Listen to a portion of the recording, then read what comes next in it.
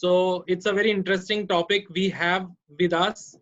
हमारे साथ बहुत important दो speakers हैं.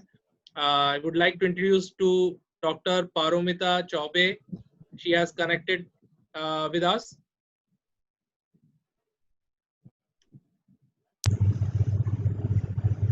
Hello, am I audible? Hello, ma'am. Welcome to this session. Thank you. We also have Mr. Deependra with us, who is in the session. He's also a speaker. So I would welcome both of you in the session. So to start the session, I would request Dr. Paromita to start up and give a brief introduction about how this entire seminar is going to be, and how this COVID factor, how important is that, and how we're going to tackle it.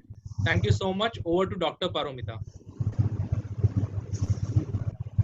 Thank you, sir. Warm welcome to all the participants of this webinar. I'm Dr. Paromita and I'm an overseas education consultant. And I would like to share at the very outset the format of today's webinar. First of all, we'll start with the presentation of the webinar, and after the presentation, the forum is open to the participants. You may ask your questions in the chat box, as well as you may raise your hand. There is raise your hand option in the bottom of the Zoom meeting. You may raise your hand to ask your question, or you may write your questions in the chat box. So we have panelists. We are three in the panelists today. I'm Dr. Paromita. We have Mr. Vinay Sharma with us as a panelist, as a speaker in this webinar. We also have Mr. Deependra Chaube, who's a panelist and speaker in today's webinar. So let me begin with addressing the very first question, that is it a good idea to study MBBS in abroad during this COVID-19 pandemic? This is a very pertinent question and a very basic question which comes to the mind of every parent, every consultant during this troubling times of pandemic. Every student and every parent is in a state of depression, is in a state of anxiety, and being a student of psychology, I could understand that it is really very normal to be facing such challenges during this time, because it's very difficult to see the ray of hope in this gloomy times, right? So I would suggest, I would request, and I know that all the participants who are attending this webinar are positive people, they are thought leaders, and they definitely want to do something different from others. So I think this is the time to invest in decision making. You know, during 1819, during the Spanish flu period, and that time also people were in the same situation like we are facing during this COVID-19 pandemic. But the world did not end that time. Yes, so they had the faith that times will change, we will have better days in future, and with that strong faith, with that strong decision making, they have overcome such challenging times. And I firmly believe that strength is life and weakness is death, as said by Swami Vivekananda. So you have to take this troubling time as a time to take challenges, as a time to take the right decision, and do not let this pandemic ruin your dreams. Do not let this pandemic cripple you from taking the right decision at the right time. You know the value of 1 year. 365 days you cannot sit in home, right? Are you going to sit back at your homes like a couch potato and spend the entire year dreaming what will happen next? If I step out from my home, I might die. Is it the solution you will give to your kids, to your children, or to the students as a consultant? Definitely, no. No, we are not going to do that. Everybody is stepping out. We have all the safety protocols, all the precautionary measures issued by the government. We are regularly doing hand washing, wearing masks, and maintaining social distancing. And this is the part of our lifestyle now. Yes? So take this as the new normal. Take this as the new normal. Adopt these practices as a lifestyle change. And by picking up these practices, you may pursue and you will definitely achieve your dreams. Every country around the world is following the safety protocols. All the airlines, whether domestic or the international airlines, they are taking the best possible safety protocols, and you will feel as safe as you are feeling at your homes right now. So it's not at all a good idea of just feeling depressed, feeling anxiety at all times, and sitting at home and crying what to do, and calling your friends what you are doing. Are you all doing the same thing?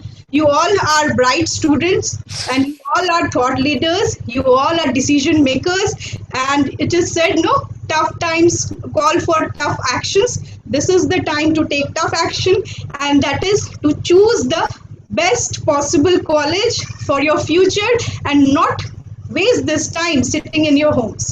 Yes. So another thing I would like to share with you is that this corona period has been an eye opener for all of us. It has exposed the reality of the healthcare industry. Today, we all know that we are in a crisis situation. We are in a shortage of doctors all around the world, and the entire world today needs quality doctors. There's a huge potential, and this is going to be the most sought after profession in the coming years. Doctors would be the chased profession, and as we all always said, that this is the noblest profession in the world. So again, this status doctors have regained. This profession has revitalized and regained its status after this coronavirus pandemic. So we are in dearth of doctors and in dearth of quality doctors. Not only doctors, quality doctors. We need underquote quality doctors in this time. So I think this is the best time to choose this profession. As you said that these doctors, as we all have felt that during the last 3 months, the doctors have done the selfless service of serving the humanity, and they have been given the title Corona Warriors. So you can think of the amount of dignity, the amount of pride every parents would have felt whose kids have acted as Corona Warriors. So you don't want your parents to be proud of you. Definitely, yes. So it's very clear that this is the upcoming trend. Everybody would love to be doctors, because just after finishing your MBBS, you have plenty, you will get thousands of opportunities for jobs. And to discuss at length, we have today with us Mr. Vinay Sharma. And Mr. Vinay Sharma is an MBA graduate from Symbiosis Pune, and he's an expert NLP trainer. He is a management guru, and he's the founder of Unisys Global, which is a very reputed overseas consultancy, and it has to its credit of sending hundreds of students every year to overseas destinations. A warm welcome to Mr. Vinay Sharma. Please, sir, start with your presentation. We are really eager to listen to you. Over to you, sir. Thank you, Dr. Paromita. And आपने बहुत important बात पे क्योंकि we are almost crossing 5 lakh cases in India right now, and I think Yes. सबसे ज़्यादा growth पे इस समय पूरी दुनिया में India है, and maybe another 2 months, 3 months down the line we can see कि इंडिया नंबर 1 या नंबर 2 पोजीशन पे रहेगा. तो इस पोजीशन में अगर हम ये बात कहें कि पैंडेमिक में क्या हम घर पे बैठे रहेंगे या हमें जाके अपना को करियर परस्यू करना है, तो इंडिया में मैं जब किसी बाजार में निकलता हूँ, देखता हूँ चारों तरफ, तो लाइफ एकदम नॉर्मल की तरह हो गई है. लोगों ने इसको एक्सेप्ट कर लिया है और लोग इसके साथ अब पूरी तरीके से लड़ने के तैयार हैं. मैं नहीं समझता कि इस समय पे अपनी लाइफ के करियर के कोई भी एक हिस्से में 1 साल या कुछ महीने वेस्ट करने के लिए कोई भी तैयार है. और क्योंकि अभी तक नीट का एग्जाम नहीं हुआ है और ऐसा लग रहा है कि नीट का एग्जाम अभी और पोस्टपोन होगा, तो इस सिचुएशन में हमारे को ये देखना है कि बच्चों के पास क्या ऑप्शंस हैं. तो चलिए हम आज के इस डिस्कशन पे अपनी बात को आगे लेके चलते हैं. सो लेट अस सी, अभी तक इंडिया की पॉपुलेशन 125 करोड़ है अप्रोक्सीमेटली, और करीब 1.8 मिलियन रजिस्टर्ड इंडियन डॉक्टर्स हैं अभी इस समय पर. और अभी ये करंट गवर्नमेंट का डेटा है कि लगभग 6 लाख डॉक्टर्स की और 20 लाख नर्सेस की हमारे को इंडिया में अभी इस समय कमी है.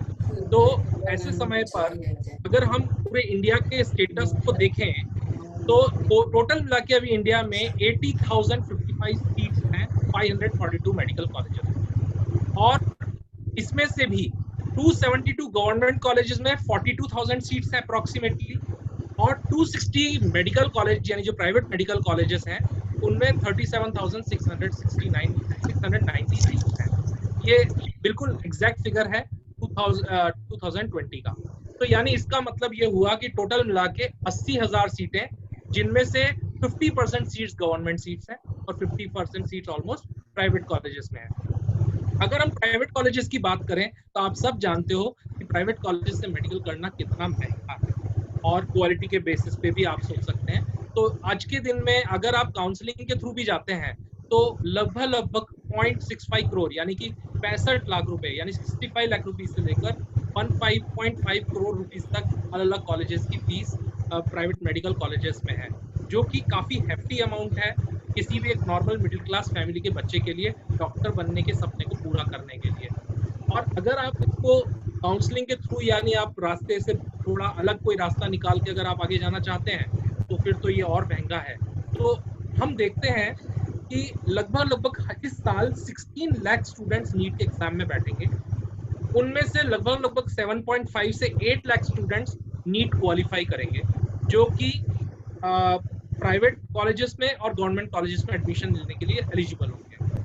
अब अगर हम टोटल सीट्स की बात करें इंक्लूडिंग बीडीएस, आयुर्वेदिक, होम्योपैथी, यूनानी मेडिसिन सब की बात कर लें तो भी कुल मिला के भारत में 1,60,000। इसका मतलब ये हुआ कि 16 लाख बच्चे जो अपीयर करेंगे, जिनको डॉक्टर बनना जिनका सपना है, उनमें से सिर्फ 50% यानी लगभग 8 लाख बच्चे उस एग्जाम को क्वालिफाई कर पाएंगे, और उनमें से भी 8 लाख स्टूडेंट में से सिर्फ 40,000 बच्चों को गवर्नमेंट सीट्स मिलेगी। ये स्टेटस है 16 lakh seats total people applying for NEET, 8 lakh student qualifying and 42,000 student getting government seat. इसके अलावा बाकी जितने भी स्टूडेंट्स हैं उनको कोई दूसरे ऑप्शंस लेने होंगे। और आप जानते हैं कि बायोलॉजी लेने वाले स्टूडेंट के लिए या तो डॉक्टर बनना एक गोल है, और उसके अलावा बाकी कुछ भी डॉक्टर के बराबर नहीं है। यानी कि आप उसको किसी और से मैच नहीं कर सकते कि मैंने एग्रीकल्चर कर लिया या नर्सिंग कर लिया या मैं पैरामेडिकल में चले गया। ये ऑप्शन हो सकते हैं आपके लिए डेफिनेटली, अगर आपके पास दूसरा ऑप्शन नहीं है तो। लेकिन अगर आपको डॉक्टर बनने का आपका जो सपना है वो पूरा करने का ऑप्शन आपको मिलता है तो व्हाई नॉट। तो इस हिसाब से अगर अपन स्टेटस को एनालाइज करें तो लगभग जो स्टेटस आता है वो ये है कि हर 40 में से सिर्फ एक बच्चे को गवर्नमेंट कॉलेज की सीट मिल पाएगी, और सक्सेस रेशो है ओनली 3%। आप इस पूरे कंपटीशन को समझ पा रहे होंगे कि आपके सामने किस तरह का कंपटीशन अब है। इसके बाद का सफर यहाँ खत्म नहीं होगा, इसके बाद आएगी स्ट्रगल पीजीसी। क्योंकि आज के दिन में एमबीबीएस डॉक्टर तो एक सामान्य डॉक्टर है, लेकिन अगर आपको वाकई में एक अच्छा करियर परस्यू करना है तो फिर आपको कम से कम एक पीजी भी करना जरूरी है। इंडिया में अभी टोटल मिला के 44,000 पीजी की सीट्स हैं, जिसमें गवर्नमेंट सीट्स 33,000 है और 11,000 प्राइवेट सीट्स हैं। तो आप ये समझ लीजिए कि जो 80,000 बच्चे एमबीबीएस पास करेंगे उनमें से सिर्फ 33,000 बच्चों को गवर्नमेंट सीट मिलेगी। इसका मतलब ये हुआ कि हर 3 या 4 बच्चों में से एक बच्चे को ये सीट मिलने वाली है। क्यों मैं ये बात क्यों कह रहा हूँ, कमिंग टू दैट। और ये जो प्राइवेट कॉलेजेस में जो बच्चे पीजी करेंगे उनकी फीस 1.5 करोड़ रुपए से 3 करोड़ रुपए। यानी अगर आप अपने आप को पीजी डॉक्टर बनाना चाहते हो प्राइवेट कॉलेज से, तो आपका टोटल खर्चा 3 करोड़ से लेकर 4 करोड़ रुपए आने वाला है। I don't know whether it is really worth for you और नॉट। और अगर हम इसे देखें तो इस साल लास्ट ईयर 1,60,000 बच्चे पीजी में बैठे थे, उनमें से कुल 40,000 बच्चों को सीट्स मिली है गवर्नमेंट। मैं कह रहा हूँ कि सिर्फ 4 बच्चों में से एक बच्चे को पीजी की सीट मिलेगी। अब आप समझ सकते हैं कि ये फनल किस तरह का फनल है, किस तरीके से हमारे को हमारी सीट्स की हियरार्की मिलेगी। तो अब सिचुएशन में क्या हम अपना जो डॉक्टर बनने का सपना हमने सोचा था, अगर मान लीजिए मेरे पास 580 प्लस नीट स्कोर नहीं आ रहा है या मेरे पास इतना पैसा खर्च करने के लिए है, तो क्या मैं अपने इस सपने को हमेशा के लिए भूल जाऊं? क्या मुझे ये अपना सपना हमेशा के लिए छोड़ देना चाहिए? I don't think it's a great idea. क्या आप अपने इस सपने को सिर्फ इसलिए छोड़ दें कि आपके पास उतने अच्छे नंबर नहीं है या आपके पास उतना पैसा नहीं है, क्योंकि दूसरे रास्ते हैं जिन्हें आपको जानना चाहिए। So let us know more about it.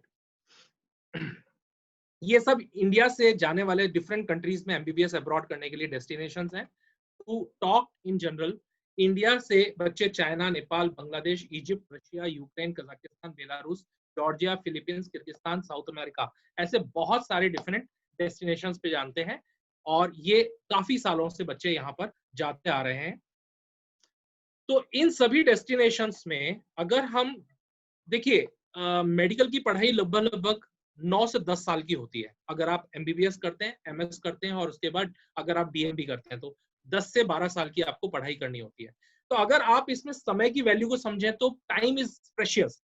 अब अगर इसमें आप 1 साल का वक्त ज्यादा लगा देते हो सिर्फ अपनी एमबीबीएस की डिग्री पूरा करने में, I don't think it's a great idea. तो अगर हम ड्यूरेशन की बात करें तो जो डेस्टिनेशंस हैं, इंडिया, नेपाल, बांग्लादेश, चाइना, ये 4 डेस्टिनेशन है जहां पर लगभग 4.5 से 5 साल की डिग्री होती है एमबीबीएस की, और उसके बाद 1 साल का इंटर्नशिप होता है।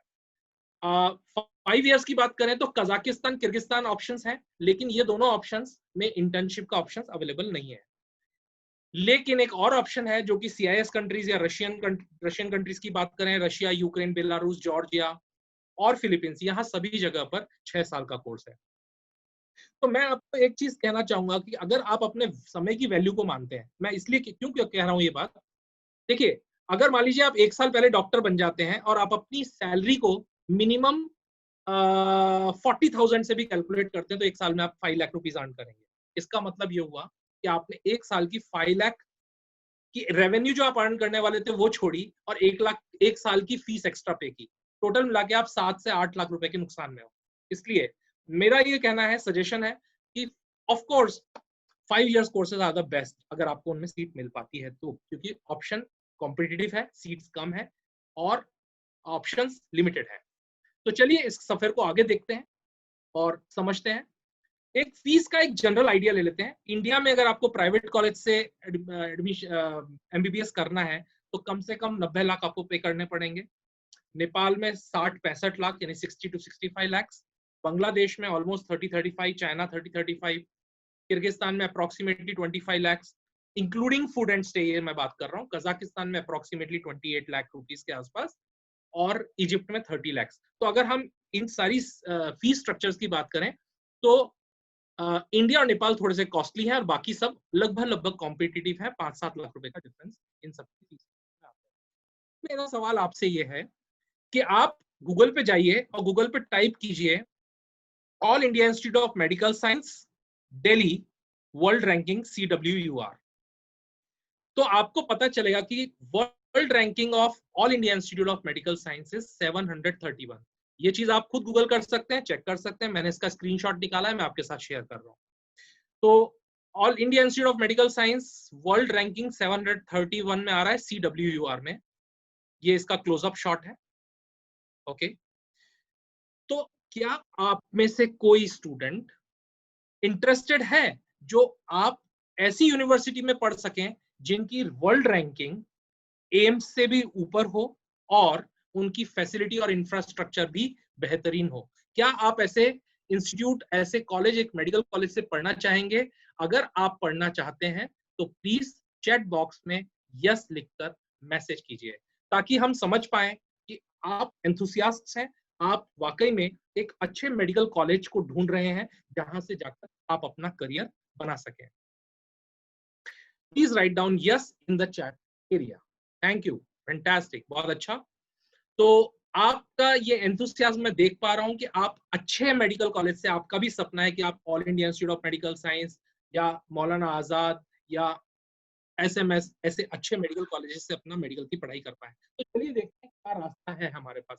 क्या अगर हम नीट में में एम्स नहीं मिल पाता है या अच्छा टॉप मेडिकल कॉलेज मिल नहीं पाता है गवर्नमेंट कॉलेज में, तो क्या हम सिर्फ कॉम्प्रोमाइज कर लें ज्यादा फीस देके प्राइवेट मेडिकल कॉलेज पे, या फिर हमारे पास उससे बेहतर ऑप्शंस है? चलिए देखते हैं। तो लेट्स अंडरस्टैंड, आपने मेरे से कहा कि आप डेफिनेटली ऐसे कॉलेज में पढ़ना चाहते हैं। देखिए, 2022 से हर बच्चे को नेक्स्ट का एग्जाम देना पड़ेगा, ये नया नोटिफिकेशन है।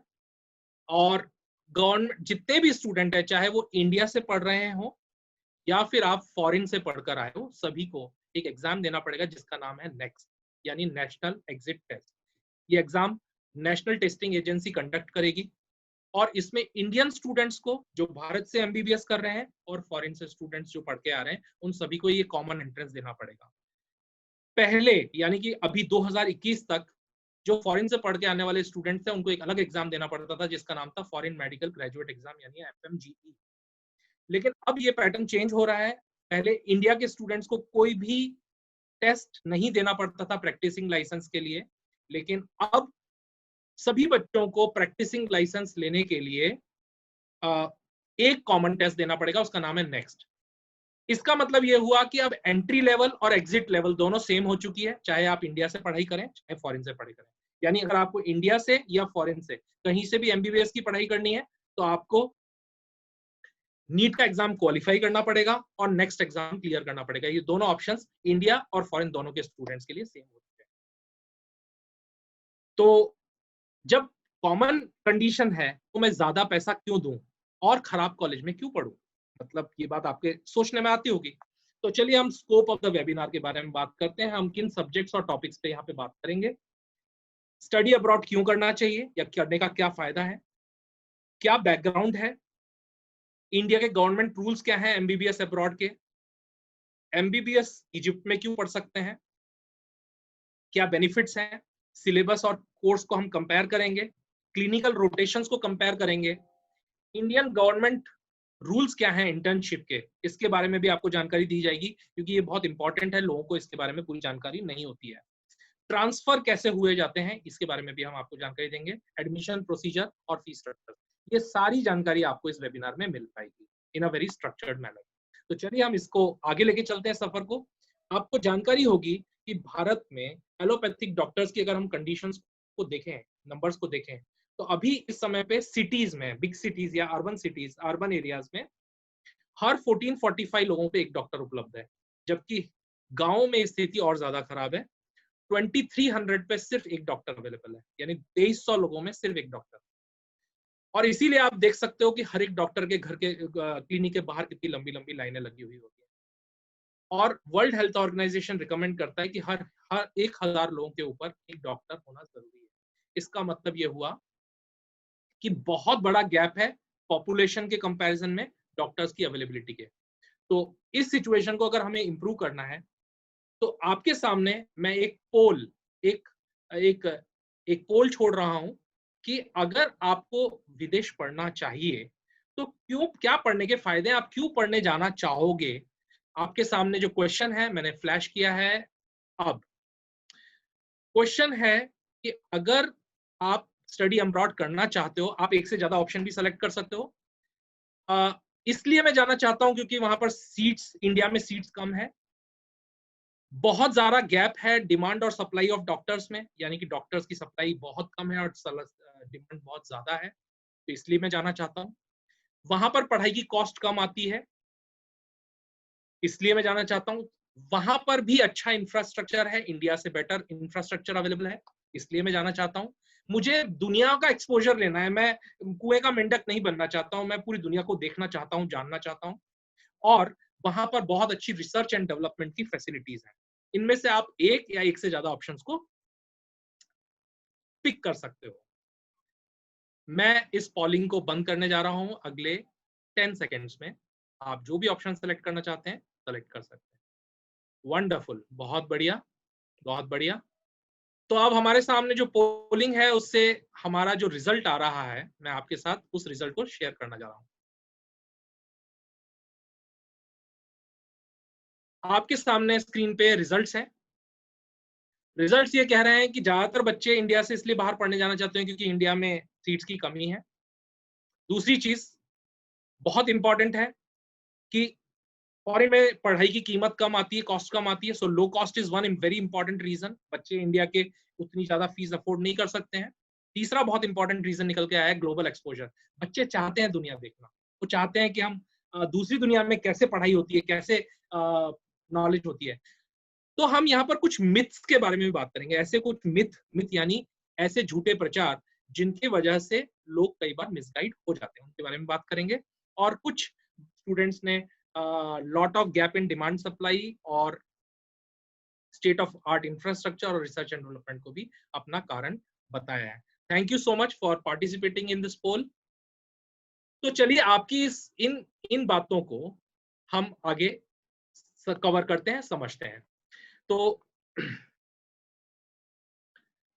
अगर किसी भी स्टूडेंट को मेडिकल पढ़ने के लिए बाहर जाना है तो देखिए ये बहुत इंपॉर्टेंट डिसीजन है, पेरेंट्स के लिए भी और बच्चों के लिए। और मैं यहाँ पर बहुत सीरियसली इस बात को कहना चाहूंगा कि आपको इन क्राइटेरियाज पे ध्यान देना चाहिए। अगर आप इनमें से किसी भी क्राइटेरिया पे ध्यान नहीं दे रहे हैं तो आपको नुकसान हो सकता है, आपके साथ धोखा हो सकता है, इसलिए आपका ये जानना जरूरी है। What you should know and what is the checklist, how to know which is a good college। क्या हमें इस कॉलेज में पढ़ने जाना चाहिए, इस कंट्री में पढ़ने जाना चाहिए, ये समझने के लिए आपको समझना होगा उस कॉलेज का रेपुटेशन कैसा है, उस कॉलेज की वर्ल्ड रैंकिंग कैसी है, क्या वहां पर पढ़ाने के लिए पर्याप्त फैकल्टी है और वो फैकल्टी जो है वो हाईली क्वालिफाइड है या नहीं है, उस पर्टिकुलर कॉलेज की प्रॉपर रिकॉग्निशन और एक्रीडिटेशन है कि नहीं है। क्योंकि कई सारी बच्चे अलग अलग कंट्रीज में चले जाते हैं और उनको वहां जाके बाद में पता चलता है कि उन कॉलेज की प्रॉपर रिकॉग्निशन नहीं थी और इसकी वजह से बाद में या वो लिस्ट में एमसीआई की लिस्ट पे नहीं थे, या उनको और दूसरे रिकॉग्निशन जो इंटरनेशनल स्टडीज के लिए जरूरी है, जैसे आपको यूएसएमएलई करना है या आपको प्लैब का एग्जाम देना है, तो क्या उनके लिए वो रिकॉग्निशन है या नहीं है कॉलेज के पास, क्या उन कॉलेज के पास प्रॉपर इंफ्रास्ट्रक्चर है या कि कोई छोटी सी बिल्डिंग के अंदर कोई कॉलेज चल रहा है, ये भी जानना जरूरी है। कई बार बच्चे वहां जाके पता चलता है उनको, अरे यहाँ तो बिल्डिंग ही नहीं है, छोटी सी बिल्डिंग में पूरा कॉलेज चल रहा है। सिलेबस कैसा है, क्या आपको सही में मेडिकल पूरी तरीके से पढ़ाया जा रहा है कि नहीं पढ़ाया जा रहा है, यानी फर्स्ट ईयर से आप मेडिकल की पढ़ाई कर रहे हो या आपको कुछ और ही पढ़ाया जा रहा है, बीए बीकॉम बीएससी तरह से। फीस एंड अफोर्डेबिलिटी, क्या आप इस फीस को अफोर्ड कर पाओगे। इसके बाद ये भी जानना जरूरी है कि क्या उस कॉलेज में एक्सचेंज प्रोग्राम्स अवेलेबल हैं, क्या आप किसी दूसरे कॉलेज में जाकर कुछ नया नॉलेज ले सकते हो, वहां पर इंटर्नशिप्स और स्कॉलरशिप की क्या पोजीशन है, क्या आपके पास पोस्ट ग्रेजुएशन करने के लिए और अच्छे ऑप्शंस हैं, यानी आपने मान लीजिए कैसे करके एमबीबीएस कर लिया तो क्या पीजी करने के लिए आपके पास सिर्फ इंडिया ही एक ऑप्शन है, या आप दुनिया के सबसे अच्छे देशों में जाकर भी अपने एमबीबीएस के बाद पीजी कंप्लीट कर सकते हो। हॉस्पिटल्स कैसे हैं उनके साथ अटैच, कई ऐसे आपको कॉलेजेस में जाने को पता चलेगा कि वहां पर उनके साथ कोई हॉस्पिटल्स ही नहीं है, तो बच्चों को प्रैक्टिकल नॉलेज ही नहीं मिल पाती है। डिजीज पैटर्न्स क्या है, उस देश में किस तरह की बीमारियां पाई जाती हैं, ताकि हम जो नॉलेज लेके आए वो इंडिया में रेलेवेंट है कि नहीं है। वो मान लीजिए कोई कॉलेज है और उसके साथ हॉस्पिटल भी है, लेकिन वो हॉस्पिटल बिल्कुल रिमोट एरिया में और वहां पे पेशेंट्स ही नहीं आते, तो आपको प्रैक्टिकल एक्सपोजर कैसे मिलेगा आप जब तक पेशेंट्स को नहीं लिखोगे। तो पेशेंट फ्लो कैसा है उसके अंदर, वहां की वेदर कंडीशन कैसी है, कई सारे ऐसे कंट्रीज हैं जहां पे बहुत ज्यादा ठंड पड़ती है और बच्चे उसकी वजह से बहुत मुश्किल का सामना करते हैं। तो क्या ऐसा कोई ऑप्शन है जहां पर वेदर से हमें दो हाथ ना करना पड़े। उस कंट्री के अंदर लॉ एंड ऑर्डर सिचुएशन कैसी है, और लड़कियों के लिए विशेष रूप से मैं बोलना चाहूंगा, क्या वहां की कंडीशन सेफ है, यानी क्या वहां पर लड़कियों का जाना सेफ है या नहीं है। ठीक है, हालांकि अगर मैं आपको सेफ्टी इंडेक्स की बात करूं, ये वर्ल्ड रिसर्च है, इंडिया लड़कियों और लड़कों दोनों के लिए सेफ्टी में बहुत नीचे आता है, 150 से भी ऊपर पोजीशन में आता है। ओके, तो इसलिए अगर हम इस गलत फहमी में कि इंडिया में वो बहुत सेफ है तो इसे आप अलग तरीके से देख सकते हैं, लेकिन मैं ये जरूर कहना चाहूंगा कि हाँ, सेफ्टी इंडेक्स में हम बहुत पीछे हैं, लेकिन क्या इससे बेटर बहुत अच्छे ऑप्शंस हमें अवेलेबल हैं। और सबसे इंपॉर्टेंट इस बात पे मैं स्पेशल एम्फेसिस देना चाहूंगा कि आप जिस कंसल्टेंट के थ्रू जा रहे हैं, क्या वो कंसल्टेंट रेप्यूटेड है या नहीं, क्या वो आपको पूरी जानकारी, सही जानकारी दे रहा है या नहीं दे रहा है। कहीं ऐसा ना हो कि आप इमोशनल होके किसी के साथ कनेक्ट हो जाते हैं और बाद में आपको पता चलता है कि आपके साथ किसी तरह का धोखा हो गया। तो ये बहुत इंपॉर्टेंट है कि आपका कंसल्टेंट रिकॉग्नाइज्ड होना चाहिए और ऑथेंटिक होना चाहिए। ठीक है, चलिए, तो हम आज एक ऑप्शन के बारे में बात करने जा रहे हैं, जिस ऑप्शन में आपने जो पीछे जितने भी पॉइंट्स देखे हैं वो सारे पॉइंट्स आपको आगे कनेक्ट होते चले जाएंगे और आपको एक बेहतरीन करियर की अपॉर्चुनिटी वहां पर नजर आएगी। ठीक है, तो देखते हैं ये कौन से ऑप्शंस हैं। सबसे पहले बात कर रहा हूं मैं इजिप्ट की। इजिप्ट जो कंट्री है ये आप देख सकते हैं नॉर्थ में अफ्रीका और साउथ वेस्ट एशिया, यानी कि ये मेडिटेरियन सी के बिल्कुल नजदीक है। ये इसकी कैपिटल सिटी कायरो है और यहाँ की टोटल पॉपुलेशन लगभग 10 करोड़ के आसपास है, 10 करोड़। यहाँ पर इजिप्शियन पाउंड यहाँ की करेंसी है, जिसकी कीमत इंडियन रुपीज में 4.3 रुपीज यानी 4 रुपए 30 पैसे के आसपास है। यहाँ पर ये आप समझ सकते हैं कि दुनिया की सबसे पुरानी संस्कृति, द ओल्डेस्ट सिविलाइजेशन, जहां एक तरफ इंडस वैली सिविलाइजेशन थी तो वहीं इजिप्शियन और ग्रीक सिविलाइजेशन दुनिया की सबसे पूरी संस्कृतियों में आती है। और दुनिया में जो 365 डेज का कैलेंडर हम फॉलो करते हैं वो इजिप्ट ने ही इजाद किया था। इजिप्ट और ये मतलब कायरो जो सिटी है ये one of the largest city है इन अफ्रीका, और यहाँ का जो सबसे पसंदीदा खेल है जिसके लिए वहां के लोग जुनूनी है वो है फुटबॉल। यहाँ का खाना पीना रहना, और आपने जरूर पिरामिड्स के बारे में सुना होगा, देखा होगा टीवी पे, तो यही वो कंट्री है जहां पर पिरामिड्स होते हैं, पिरामिड्स हैं। और दुनिया की सबसे बड़ी नदी नील नदी, नाइल रिवर, वो भी यहाँ पर ही है। और यहाँ पर ये नील रिवर यूनिवर्सिटी के बिल्कुल नजदीक से गुजर रही है। तो हम बात कर रहे हैं पहले सब्जेक्ट पे, इजिप्ट। इजिप्ट में क्यों पढ़ाई करें, क्या फायदा है, ये हमारे पास इतने सारे ऑप्शंस हैं तो क्यों इजिप्ट ही। तो मैं ये कहना चाहूंगा कि इंडिया के बाद Egypt can be your best choice, and ये पूरी तरीके से आप समझ जाओगे by the end of the few more slides कि क्यों ये सबसे बेहतर ऑप्शन है। सबसे पहली बात, अगर हम पूरी नॉर्थ अफ्रीका और मिडिल ईस्ट का मतलब होता है जितने भी अरेबिक कंट्रीज हैं और अफ्रीकन कंट्रीज हैं, इन पूरे कंट्रीज की अगर हम बात करें, जिसमें दुबई आ गया, अबू धाबी आ गया, आपका ओमान, मस्कट, ये सारे कंट्रीज आ गए, इसके अलावा सऊदी अरेबिया, इन सभी कंट्रीज के अंदर और अफ्रीका में ये लार्जेस्ट एजुकेशन सेंटर है और बहुत पुराना है। दूसरी बात, ये बेहतरीन क्वालिटी ऑफ एजुकेशन प्रोवाइड कराता है। So this is considered to be one of the best quality of education in the world. Also यहाँ पर पढ़ने के लिए सिर्फ इंडिया के अलावा Nepal, Malaysia, Bangladesh, Africa, Mauritius, Dubai, Middle East, UK, Nigeria और यूरोपियन कंट्रीज से भी बहुत सारे बच्चे यहाँ पे पढ़ने के लिए आते हैं। और एक बात मैं हाईलाइट के साथ कहना चाहूंगा, MBBS graduates from Egypt are doing best in reputed hospitals all over the world.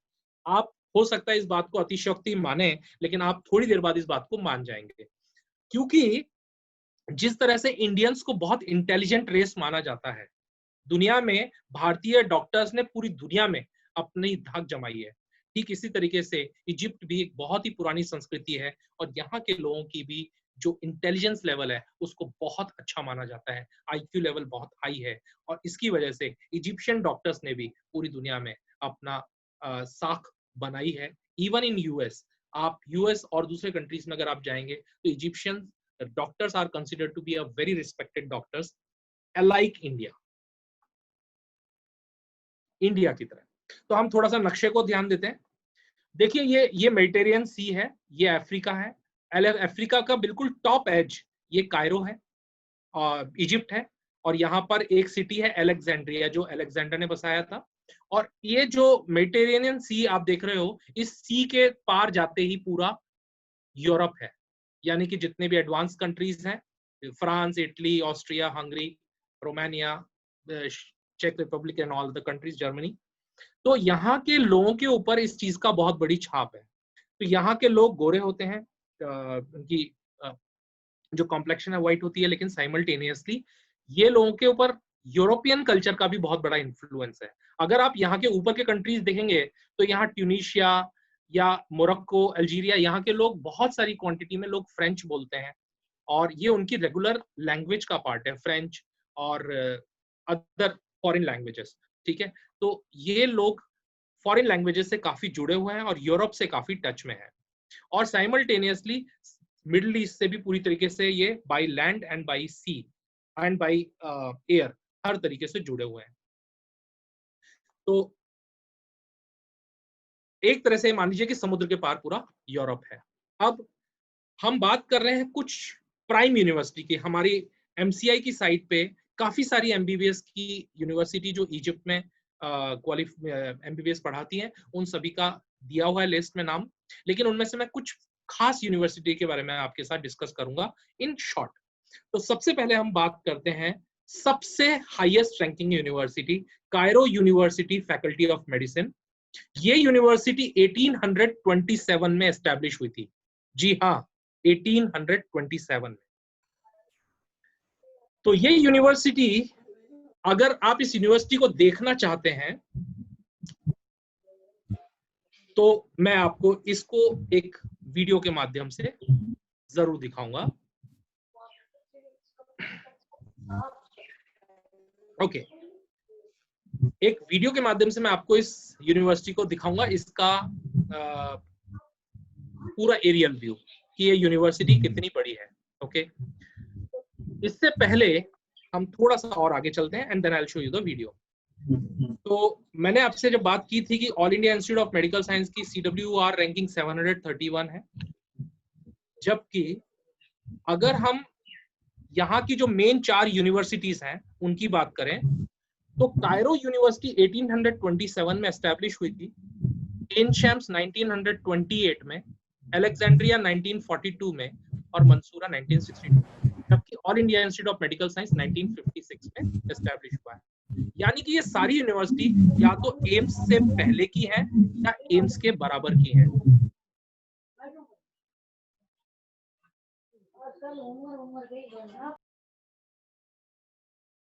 ये सभी यूनिवर्सिटी एम्स से पहले की या एम्स के समकालीन है। यहाँ पर हर एक कॉलेज के साथ बहुत सारे हॉस्पिटल्स अटैच्ड हैं, जैसे कायरो में 9 हॉस्पिटल्स हैं, मंसूरा में 8 हैं, अलेक्जेंड्रिया में 4 हैं। हॉस्पिटल्स के बेड की बात करें तो हर एक हॉस्पिटल के साथ कम से कम 5 से 6,000 बेड का हॉस्पिटल जुड़ा हुआ है। एनशैम्स में 4,500 बेड का हॉस्पिटल जुड़ा हुआ है। और अगर हम इनकी रैंक की बात करें तो आप देख सकते हैं एम्स 731 पे आता है और कायरो यूनिवर्सिटी 536 पे आती है, यानी 200 रैंक ऊपर है, जबकि एनशैम्स 793 जो कि लगभग बराबर है, अलेक्जेंड्रिया 903 और मंसूरा 897। इसका मतलब ये हुआ कि ये सभी वर्ल्ड की रैंकिंग में एम्स या उससे थोड़ा सा आगे या उसके बराबर या उससे आसपास ही है, बहुत ज्यादा डिफरेंस नहीं है। तो ये वर्ल्ड रैंकिंग इनको क्यों मिली? क्योंकि इनके पास उस लेवल का इंफ्रास्ट्रक्चर था, स्टाफ था, मैन पावर थी, और फॉरेन स्टूडेंट्स भी वहां पर पढ़ने आते थे अलग अलग कंट्रीज से। तो आपको मैंने एम्स का कंपैरिजन करने के पीछे मकसद बहुत सिंपल है कि यहाँ की यूनिवर्सिटी को हम अगर समझें तो ये यूनिवर्सिटी कुछ उसी तरीके से काम कर रही है। ठीक है, तो आज हम थोड़ा सा एक वीडियो देखते हैं, उसका एक वीडियो। ओके, ये लिंक यहाँ से नहीं काम कर रहा है, एनीवे चलिए कोई बात नहीं, तो हम इसको वीडियो को बाद में देखेंगे। आगे चलते हैं। ये यूनिवर्सिटी जो है ये ओल्डेस्ट मेडिकल इंस्टीट्यूट है मिडिल ईस्ट में, और इसको इसलिए जाना जाता है क्योंकि इसका मतलब है ट्रीटमेंट ऑफ पुअर पेशेंट।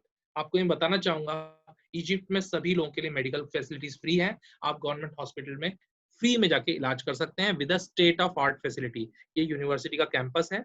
आगे चलते हैं। इसके बाद जो दूसरी यूनिवर्सिटी कायरो शहर में ही है वो है एनशैम्स university, which is established long back, और ये यूनिवर्सिटी भी कायरो में ही एस्टैब्लिश्ड है। यहाँ पर 39 डिपार्टमेंट्स हैं, 12 बेसिक साइंस के और 27 क्लिनिकल, और यहाँ पर teaching hospital, faculty, internal medicine और सर्जरी, ओपीडी, आईपीडी सब फैसिलिटीज अवेलेबल है, सभी तरह के डिपार्टमेंट्स और एडवांस फैसिलिटीज यहाँ अवेलेबल है। इसके बाद है अलेक्जेंड्रिया यूनिवर्सिटी, जैसा मैंने बताया अलेक्जेंड्रिया शहर के बारे में, तो उस बहुत ही बेहतरीन, मतलब अगर आप इस शहर को घूमने जाएंगे तो आपको लगेगा कि आप यूरोप में घूम रहे हैं। इस शहर के अंदर एस्टैब्लिश यूनिवर्सिटी है। इसमें इनकॉर्पोरेट इसके साथ 4 हॉस्पिटल जुड़े हुए हैं, 809 फिजिशियंस, 259 रेजिडेंट डॉक्टर्स, और ये एक बहुत ही प्राइम यूनिवर्सिटी है। और मंसूरा यूनिवर्सिटी, तो मंसूरा यूनिवर्सिटी भी नाइल डेल्टा के आसपास ही है और एक बहुत ही रेप्यूटेड और बहुत बड़ी यूनिवर्सिटी है। स्टाफ और पेशेंट्स की बात करें, अब यहाँ पर एक बहुत इंपॉर्टेंट बात आती है। देखिए, डॉक्टर अच्छा बनने के लिए आप खुद अपनी जिंदगी में देखिए कि अगर आपको एक अच्छा डॉक्टर बनना है तो क्या आप एक ऐसे डॉक्टर के पास जाना चाहेंगे जो हाईली क्वालिफाइड हो, यानी कि जिसके पास डिग्री ज्यादा बड़ी हो, या उस डॉक्टर के पास जाना चाहेंगे जो आपकी बीमारी का इलाज कर सके? डेफिनेटली आप सभी का जवाब होगा कि आप ऐसे डॉक्टर के पास जाना चाहेंगे जिस पर आपको विश्वास है कि वो आपको ठीक कर देगा। वो कैसे पॉसिबल है? वो तभी पॉसिबल है जब आप ऐसे डॉक्टर के पास जाएंगे जिसके पास बहुत ज्यादा एक्सपीरियंस है, जिसने बहुत तरह के पेशेंट्स को देखा है और उनको ठीक किया है, जिसका डायग्नोसिस अच्छा है। और डायग्नोसिस किससे अच्छा होता है? डायग्नोसिस हमेशा अच्छा होता है, डायग्नोसिस अच्छा होता है आप जितना ज्यादा क्लिनिकल एक्सपीरियंस ले पाते हो। तो अगर आपका क्लिनिकल एक्सपीरियंस अच्छा है, यानी आपने ज्यादा से ज्यादा पेशेंट्स को देखा है, तो आप डेफिनेटली एक अच्छे और एक बेहतर डॉक्टर बन पाएंगे, ना कि सिर्फ एक क्वालिफिकेशन ले लेने से। ठीक है, तो यहां पर लगभग लगभग हर हॉस्पिटल में डेली का पेशेंट इनफ्लो 7,000 से लेकर 10,000 पेशेंट्स डेली हॉस्पिटल में विजिट करते हैं, अलग अलग हॉस्पिटल्स में। आप देख सकते हो patient flow per annum in Cairo university is 20 lakh, in Ain Shams 15 lakh 15 lakh 15 lakh, यानी 15 लाख पेशेंट्स हर साल इन हॉस्पिटल्स में आकर अपना इलाज कराते हैं। स्टाफ मेंबर्स की बात करें, कायरो यूनिवर्सिटी के अकेले अंदर 13,000 लोगों का स्टाफ है। एनशम्स में 10,000, अलेक्जेंड्रिया में 10,000, मंसूरा में 10,000, यानी कि आप समझ सकते हो कि क्या स्केल होगा, इतना स्टाफ है तो। और यहाँ पर करीब 10,000 अंडर ग्रेजुएट्स कायरो यूनिवर्सिटी में और इन शैम्स में 7,000। इसका मतलब ये हुआ कि high patient flow leads to better clinical exposure and becoming a better doctor, अगर आप एक ऐसे हॉस्पिटल से पढ़ाई करेंगे। अब देखिए, सब लोग गवर्नमेंट हॉस्पिटल्स क्यों चाहते हैं इंडिया में? क्यों जाना चाहते हैं एसएमएस में? क्यों जाना चाहते हैं मौलाना आजाद में? क्यों जाना चाहते हैं एम्स में? क्योंकि वहां पर पेशेंट फ्लो है, वहां पर आपको देखने के लिए पेशेंट्स मिलते हैं। तो अब जब आप उन पेशेंट्स को देखते हो तो आपको प्रैक्टिकल एक्सपीरियंस आता है। और ये ऐसा इसलिए मुमकिन है क्योंकि ये सारे हॉस्पिटल्स शहर के बिल्कुल सेंटर में, यानी बिल्कुल कनेक्टेड है। जबकि जितने भी प्राइवेट कॉलेजेस होते हैं, आप इंडिया के किसी भी प्राइवेट कॉलेज को देखिए, इतनी बड़ी जमीन उनको शहर से बिल्कुल बाहर मिल पाती है, तो अपना हॉस्पिटल भी शहर के बाहर बनाते हैं। अगर वो बाहर हॉस्पिटल बनाते तो आप देखिए कितने पेशेंट्स वहां जा पाएंगे अपना इलाज कराने। तो ये सारी यूनिवर्सिटी में पेशेंट आने का कारण है कि ये शहर के बीचों बीच है, पुरानी लोकेशंस पे है और इसके आसपास पूरा शहर बसा हुआ है।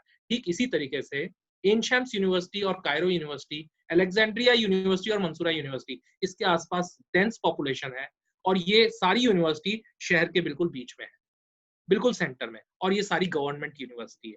सबसे इंपॉर्टेंट बात, ये सारी गवर्नमेंट यूनिवर्सिटी है। और बेनिफिट्स क्या हैं हम बात करते हैं। यहाँ पर स्टूडेंट्स को स्कॉलरशिप्स अवेलेबल हैं। आप क्लिनिकल रोटेशन 21 अलग अलग कंट्रीज में कर सकते हो, US, UK, Canada, Germany, India और दूसरी कंट्रीज में। आपको 3rd ईयर के बाद आपको ट्रेनिंग मिलने लग जाएगी हॉस्पिटल्स में। इंटरनेशनल कोलैबोरेशंस हैं, उसके बारे में हम बाद में बात करेंगे। आपकी पर्सनैलिटी का ऑलराउंड डेवलपमेंट होता है क्योंकि आप डिफरेंट लैंग्वेजेस, डिफरेंट कल्चर के लोगों के साथ डील करते हो। और आपकी क्रैक एमसीआई या नेक्स्ट एग्जाम क्रैक करने की कैपेसिटी या पॉसिबिलिटी बढ़ जाती है। वो क्यों बढ़ती है वो भी हम अब आगे स्लाइड्स में बात करेंगे। तो चलिए सबसे पहले टेम्परेचर की बात करते हैं। अगर आप किसी दूसरे कंट्री में पढ़ने जाना चाहते हो, जैसे मान लीजिए आपको रशिया जाना है या चाइना जाना है या यूक्रेन जाना है या और किसी भी ऑप्शन पे जाते हैं, तो बहुत कम ऐसे ऑप्शन है जहां पर आपको सेम टेम्परेचर मिलता है इंडिया जैसा। ज्यादातर कंट्रीज बहुत ज्यादा ठंडे हैं, टेम्परेचर 0 से नीचे तक जाता है, कई कई कंट्रीज में -20, -30 तक भी जाता है। यहाँ का सबसे बड़ा और सबसे फायदेमंद पॉइंट ये है कि यहाँ पे मिनिमम टेम्परेचर 7 और मैक्सिमम टेम्परेचर लगभग 35 डिग्री जाता है, यानी बिल्कुल इंडिया की तरह। इंडिया में भी मतलब ना तो ज्यादा ठंडा है और ना बहुत ज्यादा गर्म है। 7 डिग्री से लेकर 35 degree is the most pleasant temperature. और इसीलिए यहाँ पर आप जब घूमेंगे तो आपको टेम्परेचर बहुत ही रीजनेबल मिलेगा। ये मैंने पूरा ग्राफ आपके सामने डिस्प्ले किया है जो ये बता रहा है कि ऑन एन एवरेज यहाँ का जो टेम्परेचर है वो 13 डिग्री, 7-8 डिग्री से लेकर 35 डिग्री के बीच में जाता है, और एवरेज टेम्परेचर जो है वो है 27 डिग्री। तो ये एक बहुत बड़ा फायदा है क्योंकि इस टेम्परेचर पे मिलने वाले और कोई और बहुत ज्यादा डेस्टिनेशंस नहीं है। इसका हमें फायदा क्या मिलेगा? ठीक है, चलिए हमने मान लीजिए थोड़ा सर्दी सह भी ली, तो फायदा या नुकसान क्या?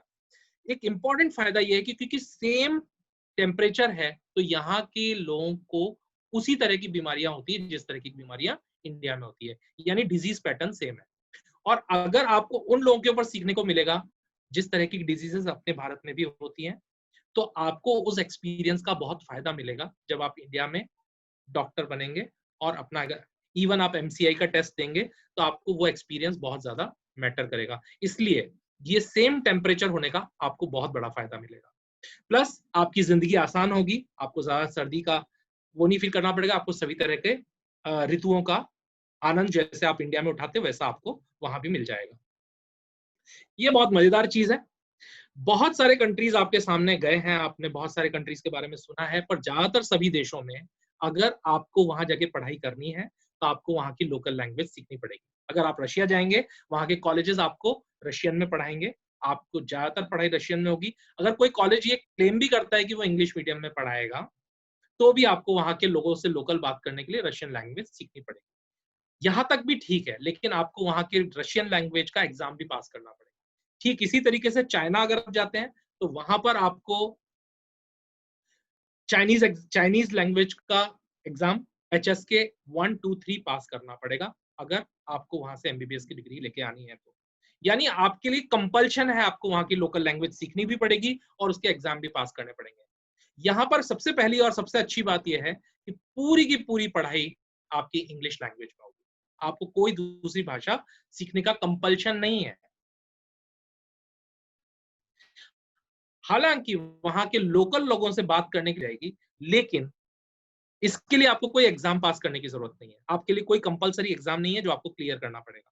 तो आपको लैंग्वेज का जो प्रेशर होता है बच्चों के ऊपर कि यार मैं रशिया जा रहा हूँ, यूक्रेन जा रहा हूँ, या चाइना जा रहा हूँ, या कोई दूसरे कंट्री में जा रहा हूँ, तो मुझे लैंग्वेज का प्रेशर लेना है, वो कोई प्रेशर आपको इस कंट्री में नहीं लेना है।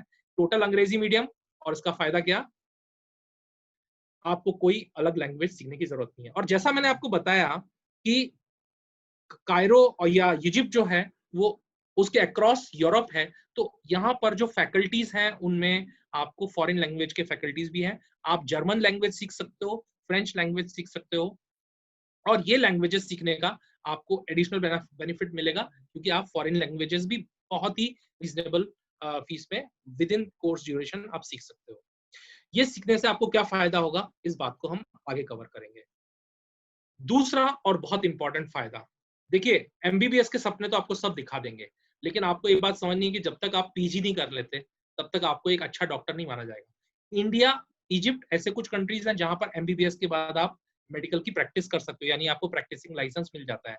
लेकिन जितने भी डेवलप्ड कंट्रीज हैं, अगर आप बात करें US की, तो US में जब तक आप एक स्पेशलाइज्ड डॉक्टर नहीं बन जाते, जब तक आप अपना रेजिडेंसी जिसको वहां बोलते हैं PG नहीं कर लेते, तब तक आपको वहां पर डॉक्टर प्रैक्टिस करने का मौका नहीं मिलता है। तो वहां पे एक एग्जाम होता है, उसका नाम है USMLE, यानी कि United states medical licensing exam. ये जो एग्जाम होता है, इस एग्जाम में इजिप्ट से पढ़े हुए कॉलेज के बच्चों की सक्सेस रेशो लगभग 80% से ज्यादा है। इसका मतलब क्या हुआ, अगर 5 बच्चे एग्जाम देते हैं तो उसमें से 4 बच्चे USMLE क्लियर कर लेते हैं। इसका क्या फायदा, इसका फायदा यह है कि इससे आप यूनाइटेड स्टेट्स ऑफ अमेरिका में जाके अपनी PG कंप्लीट कर सकते हो, अपना MS या जिसे वहां रेजिडेंसी बोलते हैं वो कंप्लीट कर सकते हो। और जितने भी डेवलप्ड कंट्रीज होते हैं वहां पर हायर एजुकेशन के ऊपर कोई फीस नहीं होती है, इसलिए चाहे आप US की बात करें, UK की बात करें, यहाँ पर आपको PG के लिए कोई फीस पे करने की जरूरत नहीं है, वो फ्री ऑफ कॉस्ट होती है।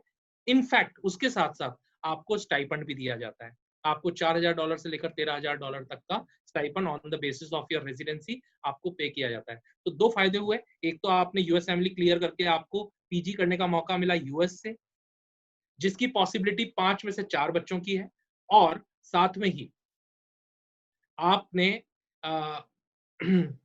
वहां पर कुछ पैसा भी कमाया और आपको फीस भी पे करनी नहीं पड़ी।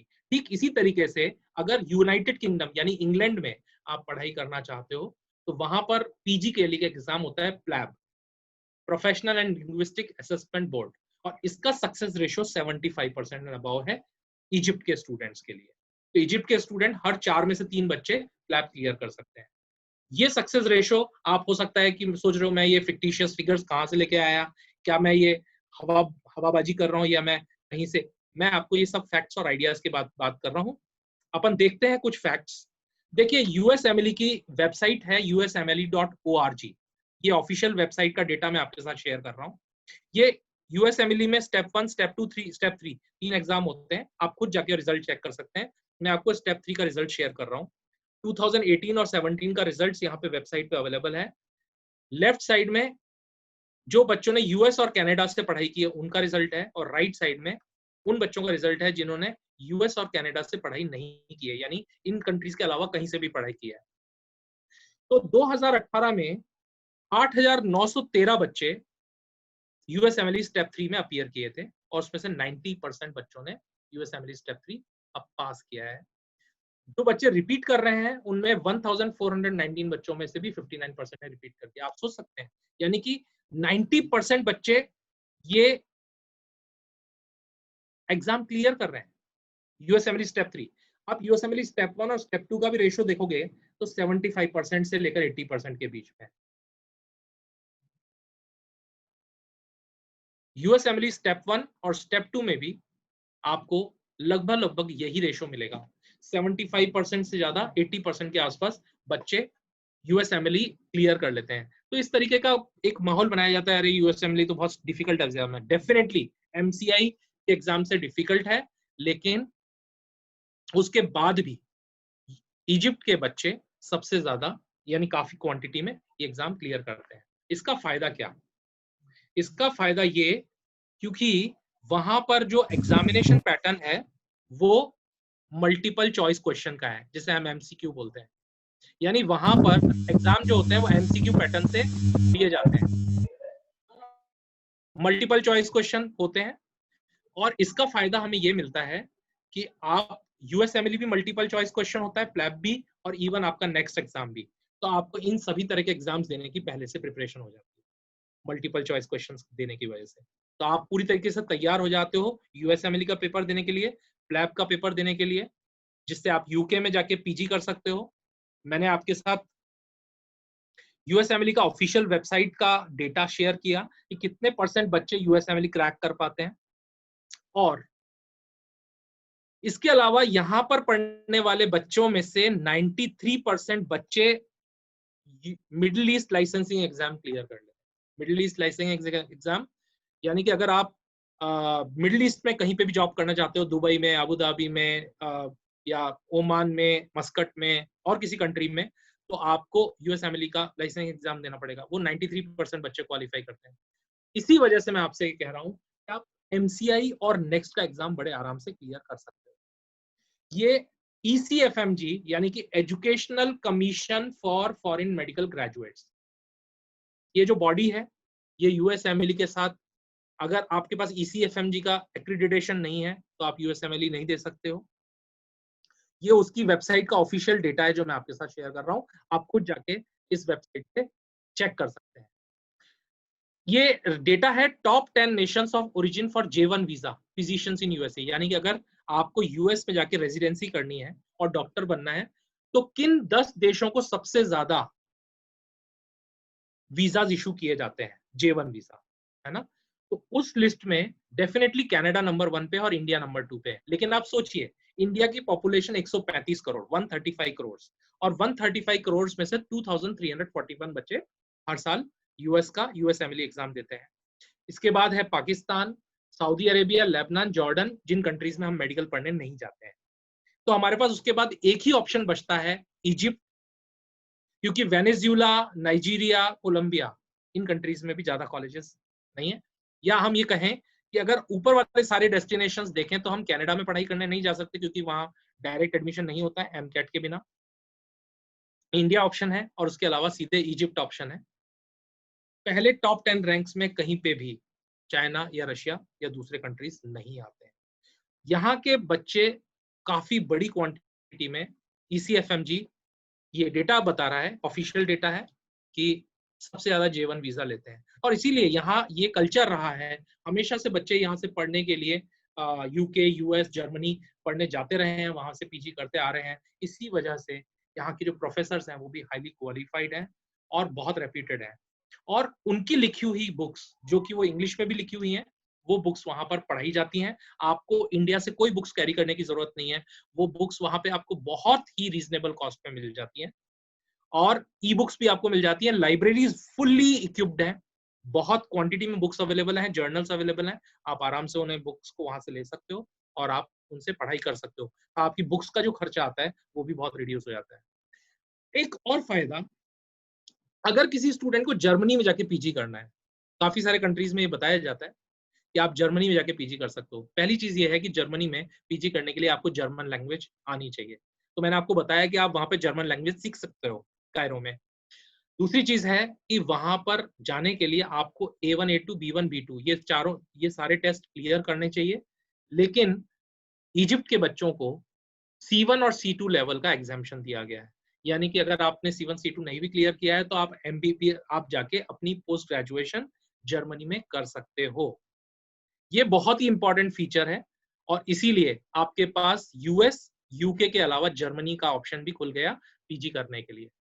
और कहते हैं ना cherry on the ice cake, ये तो सब बहुत अच्छा हुआ ही, लेकिन उसके ऊपर और एक चेरी लगा दें तो एक और फायदा जो बिल्कुल भी किसी और कंट्री के अंदर ऑप्शन अवेलेबल नहीं है, वो है आप अगर सऊदी अरेबिया में जॉब करना चाहते हो तो आप डायरेक्ट MBBS करने के बाद सऊदी अरेबिया में आपको डायरेक्ट जॉब मिल जाती है। सऊदी अरेबिया में जॉब लेने के लिए आपको कोई अलग से मेहनत नहीं करनी है, you can get a direct job in MBBS, sorry as a doctor in Saudi Arabia. तो मैंने आपको बताया था कि मिडिल ईस्ट लाइसेंसिंग एग्जाम में यहाँ के 93% बच्चे आराम से क्वालिफाई कर लेते हैं, तो जॉब्स तो कोई प्रॉब्लम आपके लिए नहीं है, इंटरनेशनल एक्सपोजर आपके लिए कोई प्रॉब्लम नहीं है। अब हम कुछ मेडिकल रिकग्निशंस की बात करेंगे।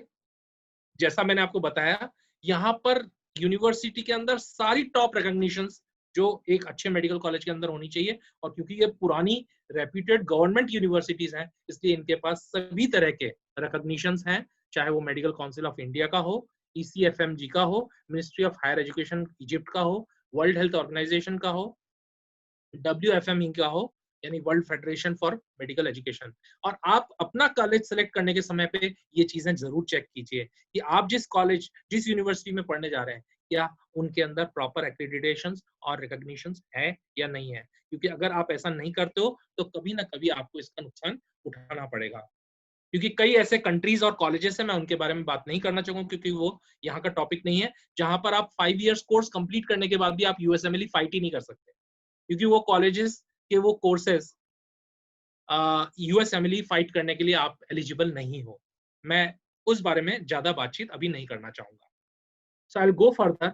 इसका मतलब ये है कि ये कॉलेज ग्लोबली रिकॉग्नाइज्ड है और इनका करिकुलम स्टैंडर्ड करिकुलम है। सबसे अच्छी बात, यहाँ पर जो वहां के लोकल स्टूडेंट्स को पढ़ाया जाता है वही सेम कोर्स इंटरनेशनल स्टूडेंट्स को भी पढ़ाया जाता है, यानी उनके लिए कोई कस्टमाइज इंटरनेशनल अलग से कोर्स नहीं है।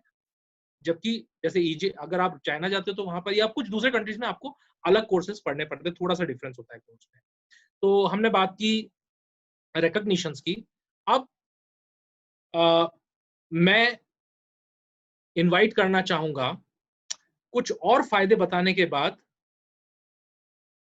हमारे दूसरे स्पीकर्स को, जो आपको आगे की और बहुत सारी इंपॉर्टेंट बातों के बारे में बताएंगे। तो मैंने आपको अभी तक बताया कि यहाँ के बहुत बड़े फायदे ये हैं कि आपका MBBS करने के लिए आपको पूरा इंग्लिश मीडियम में पढ़ाई करना है, आप क्लिनिकल रोटेशन अलग अलग कंट्रीज में कर सकते हो, आपको वीजा प्रोसेस बिल्कुल हैसल फ्री है, लड़कियों के लिए बहुत ही सेफ कंट्री है, बहुत ही सेफ कंट्री है। और आपको ये बात आप अगर मैं कुछ शेयर कर सकता हूँ आपके साथ टेस्टिमोनियल्स, या आपके साथ बाद में भी शेयर किया जा सकता है कि वहां पे स्टूडेंट्स बहुत सेफ फील करते हैं। प्लस क्योंकि वहां पर बच्चों के लिए बहुत ज्यादा एक्स्ट्रॉर्डनरी फ्रीडम भी नहीं है कि कोई भी बच्चा कुछ भी कर सकता है, इसलिए बच्चों का ध्यान ज्यादा पढ़ाई पे रहता है। ये भी एक बहुत अच्छी बात है। एयर फेयर बहुत रीजनेबल है, लगभग 6 घंटे का फ्लाइंग टाइम है, 6-6.5 घंटे का, और 20-22 हजार रुपए में आपको रिटर्न टिकट मिल जाती है। स्कॉलरशिप अगर आप लेना चाहते हैं, अगर आप मेरिटोरियस स्टूडेंट हैं तो आपके लिए स्कॉलरशिप के ऑप्शंस भी अवेलेबल हो जाएंगे। और करीब करीब 1000 बच्चे 39 डिफरेंट कंट्रीज से यहाँ पे पढ़ने के लिए आते हैं। तो मुझको बहुत सारी जो चीजें मुझे बतानी थी क्यों आपके लिए एक बहुत बेहतरीन ऑप्शन होता है। इसके बाद मैं इनवाइट करना चाहूंगा to take the things further doctor Paromita, so that she can explain what other benefits the students can get, and what are the syllabus, fee structures and other things. Thank you so much. Over to Dr. Paromita.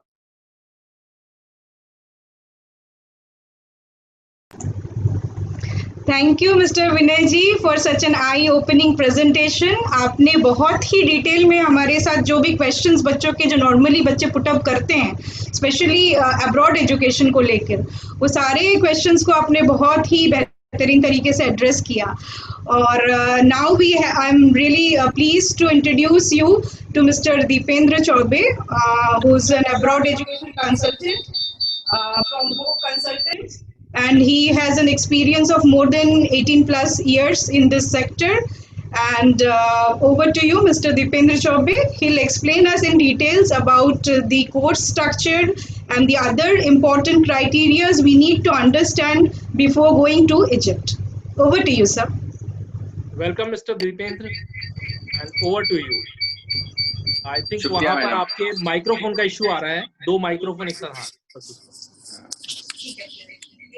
अब आवाज ठीक जा रही है? जी बिल्कुल. आवाज आ रही है सर? यस सर, बिल्कुल आ रही है sir. Okay, thank you sir. Thank you madam. Sir आपने सारा चीज बता दिया. बहुत मुश्किल सवाल होता है जब लास्ट में बोलने के लिए दिया जाता है, तो कुछ बचता ही नहीं है कि लास्ट स्पीकर बोल पाए. नहीं, पर बहुत इंपॉर्टेंट पॉइंट्स हैं सर जिसके बारे में बात करना जरूरी है. जी जी बिल्कुल बिल्कुल. आप थोड़ा सा इनको बच्चों को कोर्स, सिलेबस और बाकी जानकारियां दीजिए. बिल्कुल सर. देखिए, अब मैं कोर्स डिटेल से वहाँ का बता दूं. पहले जो डिग्री का नाम होता है वहाँ MBCS, ये एक्चुअली लेटिन शब्द है. लेटिन चूंकि ग्रीक का वहाँ पे काफी दिन तक प्रभाव रहा है, 1954-53 के आसपास तक. तो जो कोर्स डिजाइन है, जो वहाँ का मेडिकल एजुकेशन सिस्टम है, वो आपको पूरी तरह से ग्रीक से प्रभावित है और अभी भी वो कंटिन्यूसली चल रहा है. तो इसलिए वहाँ जो MBBS जो इंडिया में बोलते हैं, तो वहाँ पे MBCS बोलते हैं. ये लेटिन वर्ड है, लेकिन इसका जब आप इंसाइक्लोपीडिया में देखेंगे या गूगल करेंगे, इसका जो मतलब होता है medicine in bachelor of medicine in bachelor of surgery. Egypt का कोर्स ड्यूरेशन 5 इयर्स का होता है, फॉलोड बाय इंटर्नशिप. इंटर्नशिप आपको 2, चूंकि आप अगर इजिप्ट में इंटर्नशिप करते हैं तो फिर आपको 2 इयर्स करने पड़ेंगे ये, और इंडिया में आके करते हैं तो 5+1. ये दोनों ऑप्शन आपके लिए खुला है. आप जहां से अच्छा आपको लगे आप कर सकते हैं. और जो कोर्स डिवीजन है वहां पे, वो 3 पार्ट्स में आपको कोर्स डिवीजन किया गया है. आपका पहला है प्री क्लिनिकल, फिर पहला है नॉन क्लिनिकल, फिर है आपका क्लिनिकल. जो 3 इयर्स होता है शुरुआती, तो first year, second year, third year, वो आपका नॉन क्लिनिकल होता है. और जो लास्ट का 2 इयर्स होता है वो क्लिनिकल सब्जेक्ट्स होते हैं.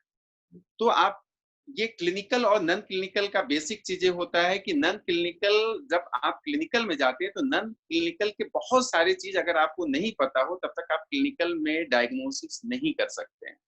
क्लिनिकल में आप उस केस को एग्जामिन नहीं कर सकते. इसलिए नॉन क्लिनिकल सब्जेक्ट को 3 इयर्स पढ़ाया गया है यहाँ पे, और क्लिनिकल सब्जेक्ट्स को 2 इयर्स पढ़ाया गया है. आगे हम लोग देख लेंगे कि जो नॉन क्लिनिकल जो 3 इयर्स, स्टार्टिंग के 3 इयर्स सब्जेक्ट्स पढ़ाए जाते हैं, उसमें क्या क्या पढ़ाते हैं, वहाँ के क्या सब्जेक्ट्स हैं, क्लिनिकल में क्या सब्जेक्ट्स हैं.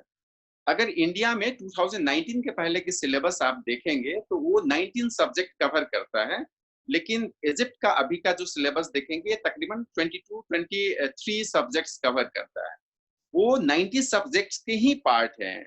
क्योंकि यहाँ पे मेडिसिन जो पढ़ाते हैं तो मेडिसिन में बहुत सारे सब्जेक्ट्स आ जाते हैं, जो कि यहाँ पे अलग, उसको न्यूरो मेडिसिन है उसको अलग कर दिया गया है. जो फिर आपका पेडियाट्रिक्स है उसके कुछ हिस्से मेडिसिन में पढ़ाया जाता है, उसको अलग कर दिया गया. सर्जरी के कुछ हिस्से को अलग किया गया. इसलिए यहाँ पे 22-23 सब्जेक्ट्स टोटल हो जाते हैं. फर्स्ट ईयर में आप जो पढ़ते हैं उसमें एनाटॉमी आ जाता है, फिजियोलॉजी आता है, बायोकेमिस्ट्री आता है, और माइक्रोबायोलॉजी आता है, हिस्टोलॉजी, पैथोलॉजी, फार्माकोलॉजी, ये सारे चीज आते हैं आपको, जो कि इंडिया में भी सेम सिलेबस आपको मिलते हैं और यही डिवीजन है. हाँ, ये जरूर हो सकता है इंडिया के किसी यूनिवर्सिटी में कोई सब्जेक्ट फर्स्ट ईयर में पढ़ाया जा रहा है तो इजिप्ट में सेकंड सेमेस्टर में पढ़ाया जा रहा हो. इंडिया में थर्ड सेमेस्टर में पढ़ाया जा रहा हो, इजिप्ट में आपको सेकंड सेमेस्टर में पढ़ाया. ये आपको ये नॉर्मल वेरिएशन हर जगह मिलते रहते हैं.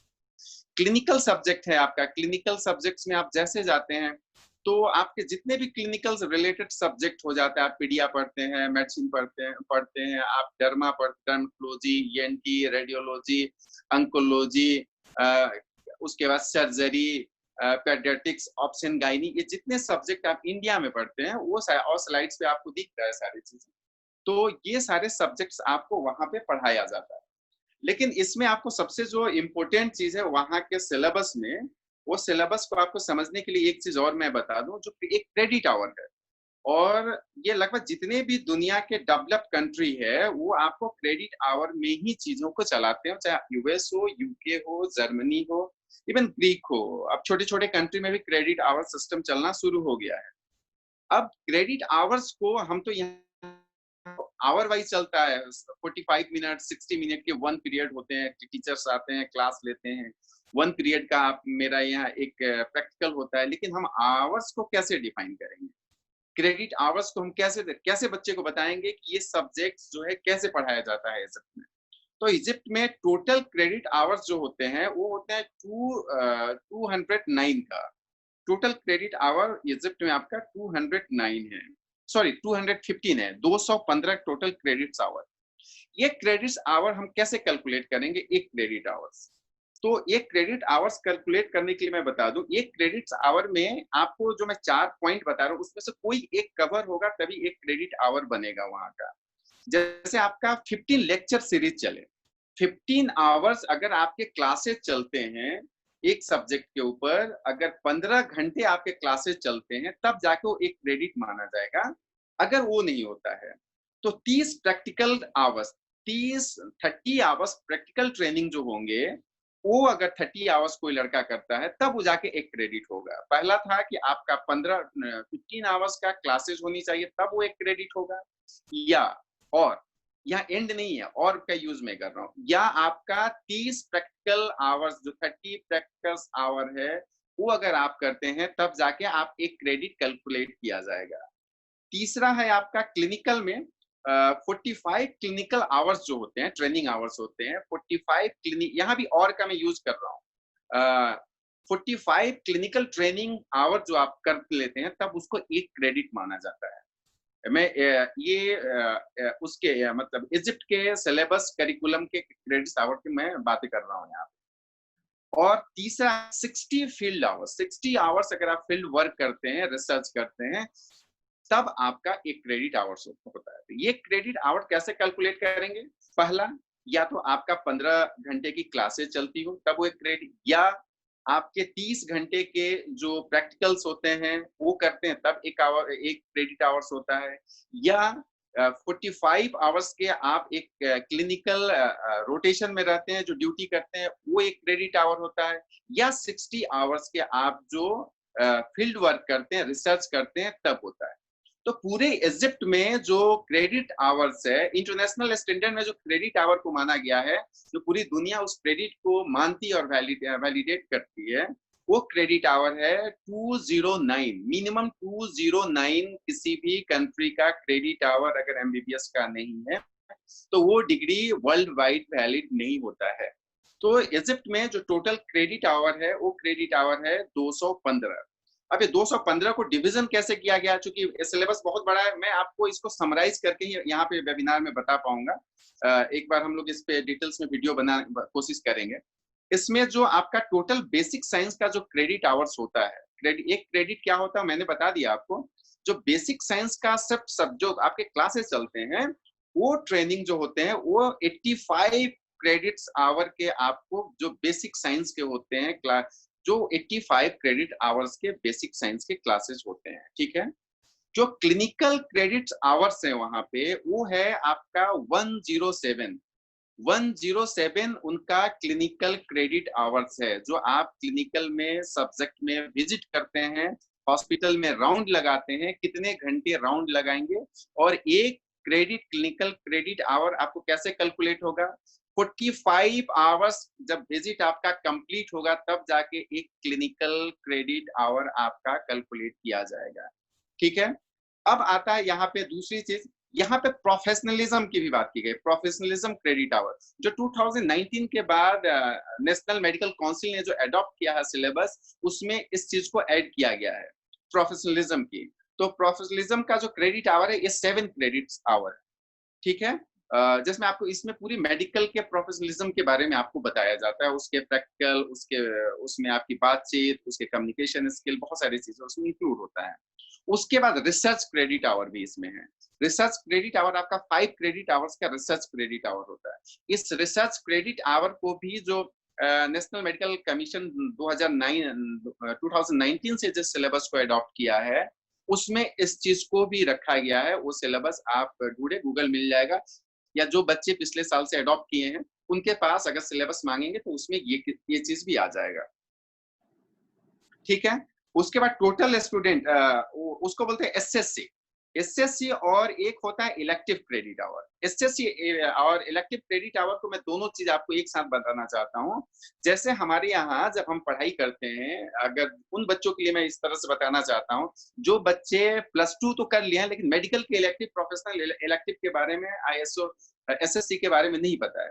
जैसे आप जब पढ़ने जाते हैं तो क्लासेस में आपको 10th या 12th में पूछा जाता है आपकी हॉबीज क्या है, आप क्या करना चाहते हैं।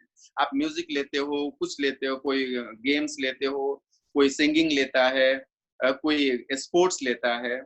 ये एक इंटरेस्ट एरिया होता है। दूसरी एरिया जब आप 12 में जाते हो तो 12 में जाने के बाद आपको पूछा जाता है कि आप एडिशनल सब्जेक्ट कुछ पढ़ना चाहते हैं क्या। वो मैंडेटरी नहीं है आपके लिए, आप पढ़ना चाहते हैं क्या। तो जैसे मैथ के साथ बहुत सारे बच्चे बायो ले लेते हैं, बायो के साथ बहुत सारे बच्चे मैथ्स ले लेते हैं, क्योंकि उनका इंटरेस्ट उस मैथ में भी रहता है, या उनके फर्दर फ्यूचर के लिए रहता है कि अगर ठीक है मैं मैथ से इंजीनियर भी बनना चाहूँ तो बन जाओ, या किसी और कोर्स में। तो इलेक्टिव और एसएससी आपको ये ऑप्शन देता है कि आप अपनी स्पेशलाइज सब्जेक्ट को चूज कर लें।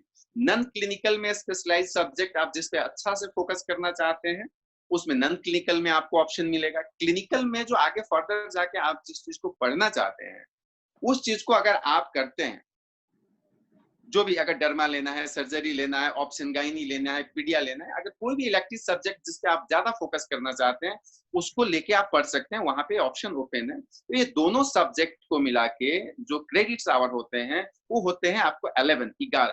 एसएससी का क्रेडिट आवर होता है 8 और आपका क्लिनिकल इलेक्टिव क्रेडिट आवर होता है 3। ये टोटल मिलाने के बाद आपका 215 क्रेडिट आवर्स टोटल होते हैं इजिप्ट में एमबीबीएस का 5 ईयर के अंदर।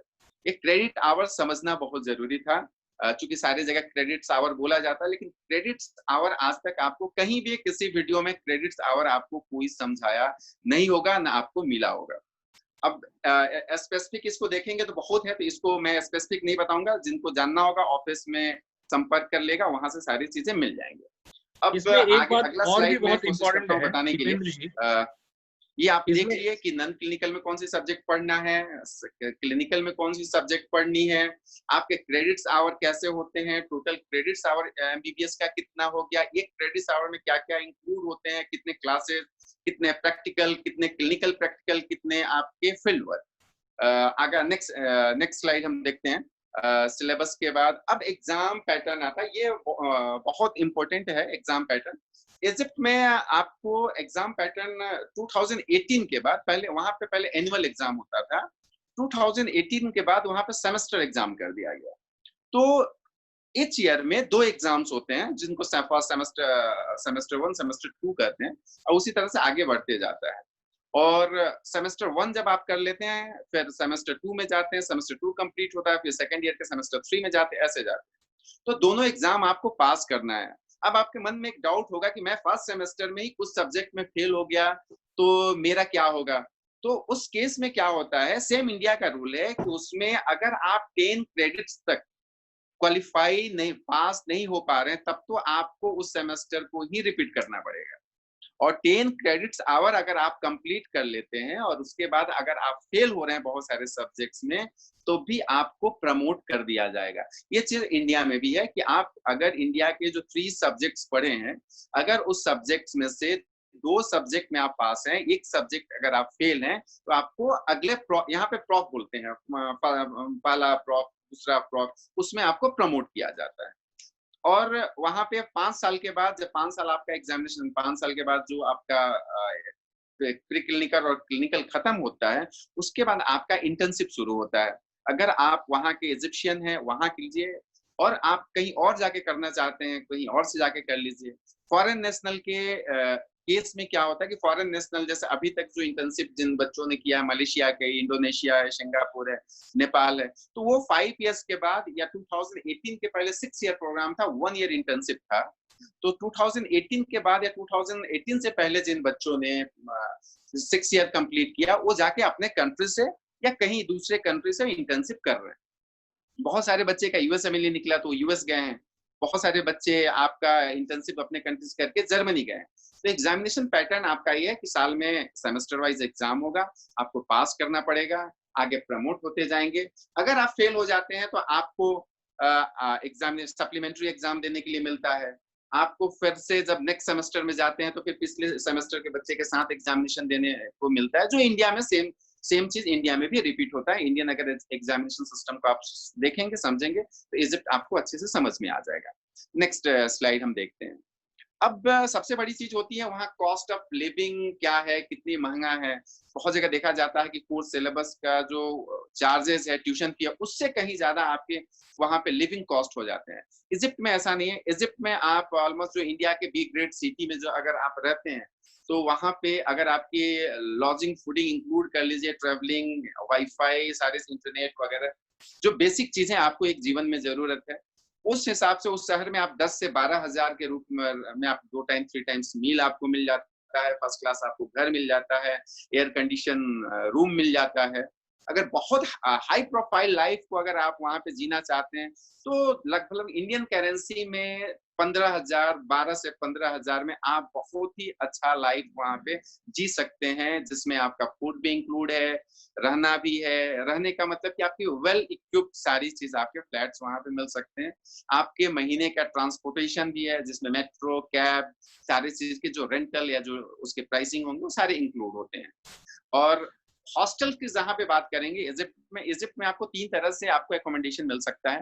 एक तो गवर्नमेंट का है, चूंकि हमारे इंडिया में ये सबसे बड़ी चीज देखा जाता है कि हम यहाँ पे देखते हैं, अगर मुझे 150 मार्क्स भी नीट में है तो मैं उस स्पोर्ट राउंड तक इंतजार करूंगा कि अगर क्या पता मेरा गवर्नमेंट में कहीं मिल ही जाए, जबकि उसको पहले पता है कि मुझे नहीं मिलना है। तो ये कंडीशन में यहाँ के बच्चे जो एडमिशन का डिसीजन लेते हैं वो काफी पहले हो जाता है। इजिप्ट में आपको एक चीज अंडरलाइन यहाँ पे ये करवा दूं कि इजिप्ट में ये आपको सिर्फ और सिर्फ इंडियन बच्चे से वहां के यूनिवर्सिटीज नहीं चलता है। सिर्फ मेडिकल में अप्रोक्सीमेटली आपका 40 कंट्रीज प्लस के बच्चे आते हैं, जो आपको सारे के सारे आपके साथ में पढ़ते हैं। ठीक है, तो इसलिए हॉस्टल, गवर्नमेंट हॉस्टल में वहां पे फर्स्ट कम फर्स्ट सर्व आपको करना पड़ेगा। इंडिया के लिए एक टाइम तक वहां पे रिजर्व सीट्स को रखा गया है कि अगर बच्चे सितंबर लास्ट तक पहुंच जाते हैं, अक्टूबर फर्स्ट वीक तक पहुंच जाते हैं, तो उनको इजी वे में गवर्नमेंट हॉस्टल मिल जाता है। गवर्नमेंट हॉस्टल का जो कॉस्ट आता है उसमें इंक्लूडिंग इलेक्ट्रिसिटी है, वाटर है, वाईफाई है, वाईफाई में इंटरनेट है, उनके पूरे के मतलब ट्रांसपोर्टेशन है, 3 टाइम्स मील है, ये सारा इंक्लूड करके $180 टू 190 to $200 तक आता है। ये वेरिएशन करता है कॉलेज टू कॉलेज, लेकिन 180 मिनिमम लगता है, मैक्सिमम $200 पर मंथ लगता है, जिसमें आपका मील है, जिसमें आपका इलेक्ट्रिसिटी है, जिसमें आपका इंटरनेट है, जिसमें आपका बेड है। हाँ, एक चीज ध्यान रखिए, ये जो रूम मिलता है ये सिंगल रूम मिलता है, ये शेयरिंग रूम नहीं होता है। हम लोगों ने रिक्वेस्ट किया है शेयरिंग कर दे कि बच्चे का थोड़ा और फाइनेंशियल जो बर्डन है कम हो जाए। इस साल गवर्नमेंट उस पर भी उसको कंसीडर करने के लिए बोला है इजिप्शियन गवर्नमेंट। तो अब देखते हैं आगे क्या होता है। दूसरा है प्राइवेट हॉस्टल, जो हम लोग ऑर्गेनाइज करते हैं, जो हमारे एसोसिएट्स हैं वहाँ पे, जो हमारे काम करने वाले जो ऑफिस के स्टाफ है, मैनेजर है, या हम लोग सारे लोग मिल के करते हैं। उसमें अगर आप जाते हैं तो उस केस में आपको वहाँ पे जो लॉजिंग फूडिंग है, वहाँ शेयरिंग रूम आपको मिलेगा, एक रूम में 2 बच्चे आप शेयर कर सकते हैं। तो इस केस में आपको पूरी तरीके से यहाँ पे जो कॉस्ट आता है $150 to $165 के बीच में आता है। सबसे अहम चीज अब बताता हूँ, वहां पे आपको ये कंपल्शन नहीं है कि आपको गवर्नमेंट हॉस्टल में रहना है या प्राइवेट हॉस्टल में रहनी। आप सेल्फ अरेंज्ड फ्लैट भी ढूंढ सकते हैं। हमारे जो वहां पे स्टाफ है, उस स्टाफ के मदद से, वो स्टाफ आपका 24 आवर्स आपको हेल्प करता है, आपको जिस चीज की जरूरत पड़ती है। अगर आप वहां पे 2 BHK फ्लैट लेते हैं, इंडिया में जैसे 2 BHK फ्लैट में आपका बेड है, वेल इक्विप्ड वहां का किचन है, फ्रिज है, एयर कंडीशन है, माइक्रोवेव है, आपका आरओ है, ठीक है, ये सारे चीज, इलेक्ट्रिसिटी इंक्लूड है उसमें, सब चीज है। तो अगर आप शेयरिंग करते हैं एक फ्लैट में 2 BHK में, अगर 4 बच्चे शेयरिंग करते हैं और खुद से अगर आप कुकिंग कर लेते हैं, क्योंकि अगर आपके पास टाइम है, मैक्सिमम चीज वहां पे आपको मिल जाता है इंडियन, इस केस में आपका $90 टू 110 या $20 के बीच में आप बहुत अच्छे से वहां पे आप अपना रहने का, खाने का व्यवस्था कर सकते हैं। ये तीनों ऑप्शन आपके लिए अवेलेबल है। आगे दीपेन जी, आप इस बच्ची की सुन सकते हैं, ये बच्ची वहां पे पढ़ रही है, जयपुर से है और वहां पे खुद फ्लैट लेकर रह रही है, कितना सेफ है, कितना इसकी कॉस्टिंग है, वो सारी चीज आप सुन सकते हैं, फिर मैं उसको कंटिन्यू करता हूँ। Pretty cheap here, not actually cheap, but it's kind of. Payal Vijayan, I study medicine in Ain Shams University. I belong to Kota, Rajasthan, and things are pretty cheap here. Not actually cheap, but it's kind of average. I pay around 15,000 INR or around 3,000 Egyptian pounds per month. So, which includes everything, including like from my internet to my transport. It's like my apartment is a little far from college. It take around 8 stations from metro and £3 to go there and £3 to come back. So if you want a cheaper thing, it depends on your budget. Like you can have a cheaper apartment and you can have it near college. Like it's your choice totally. And the fooding is good. I cook by myself and I don't face any problem particularly. I cook by myself and I get all the vegetables. That's easy. I get fruits. Fruits are kind of cheaper here, like cheaper than India. Veggies, we use frozen vegetable because we don't get that much time to cook, to just peel off the vegetables. So we use maximum vegetables frozen. But you can find it like normal in the market. You don't have to use it frozen. Depends on you totally. And the next thing is mainly we should focus on the studies. Studies are quite good. The professors are awesome. Right now we are preparing researches because of Corona, but that's good. That's fine. Language, yeah. You're gonna face language issue here because you should learn Arabic. I personally think that because you won't face it in university. You will face it in like when you try to talk to local, because localites don't speak that much English. Okay. But yeah, some people speak English, but it's better to learn Arabic. That's it. You can come. You won't suffer from. एक ideal bedroom मैं दिखा रहा हूँ। ये जो students के hostels हैं उनके रूम के मैं आपको वीडियो शेयर करता हूँ। So this type of well furnished rooms are available. इसमें स्टूडेंट्स रह रहे हैं।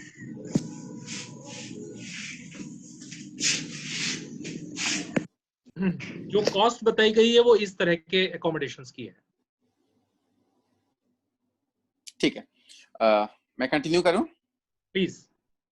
हाँ जी, तो ये जो अभी आपने देखा कि कॉस्टिंग, वहां पे कॉस्टिंग के बारे में, जो हम इस तरह के जो अगर फ्लैट्स अगर आप हायर करते हैं, लेते हैं वहां पे, इस केस में आपका 15,000 पर मंथ, जिसमें इंक्लूडिंग फूड है, इलेक्ट्रिसिटी है, इंटरनेट है, आपके क्लासेस आने जाने का जो कैब या मेट्रो है, वो सारी चीज का इंक्लूड है। और जो आपने भी वीडियो या स्लाइड्स में आपको जो दिखाया गया कि ये रूम का स्टैंडर्ड क्या है इस रूम में, इससे अगर आप थोड़ा सा नीचे लेवल में जाते हैं तो आप इससे भी कम में, तब आपका 10,000 में भी काम चल जाएगा। और अगर एक सिंपल सी जो इंडिया में पीजी मिलता है जनरली, जो आप अगर कोटा में देख लें जो पीजी का स्टैंडर्ड है, या दिल्ली में जो पीजी का स्टैंडर्ड है, उस केस में अगर आप देखें तो वैसा तब फिर आप $60 to $70 में आप रहना खाना सब चीज कर सकते हैं। हम जो बातें कर रहे हैं 12 to 15,000 इंक्लूडिंग ऑल, वो इस लेवल के फ्लैट्स की बातें कर रहे हैं। ठीक है, अब जो वहां पे जो बच्चे, एक जो सवाल अभी आ रहे हैं, लास्ट में हम लोग क्वेश्चन आंसर सेशन रखते हैं। अब थोड़ी देर में खत्म होगा स्लाइड्स, तो फिर लास्ट में एक साथ जितने भी सवाल आएंगे उसको एड्रेस करने की कोशिश करते हैं हम लोग। तो अगर प्राइवेट में आप हम लोग के जो अरेंज हॉस्टल है उसमें रहते हैं, तो उसमें मिनिमम आपको 6 मंथ रहने पड़ेंगे।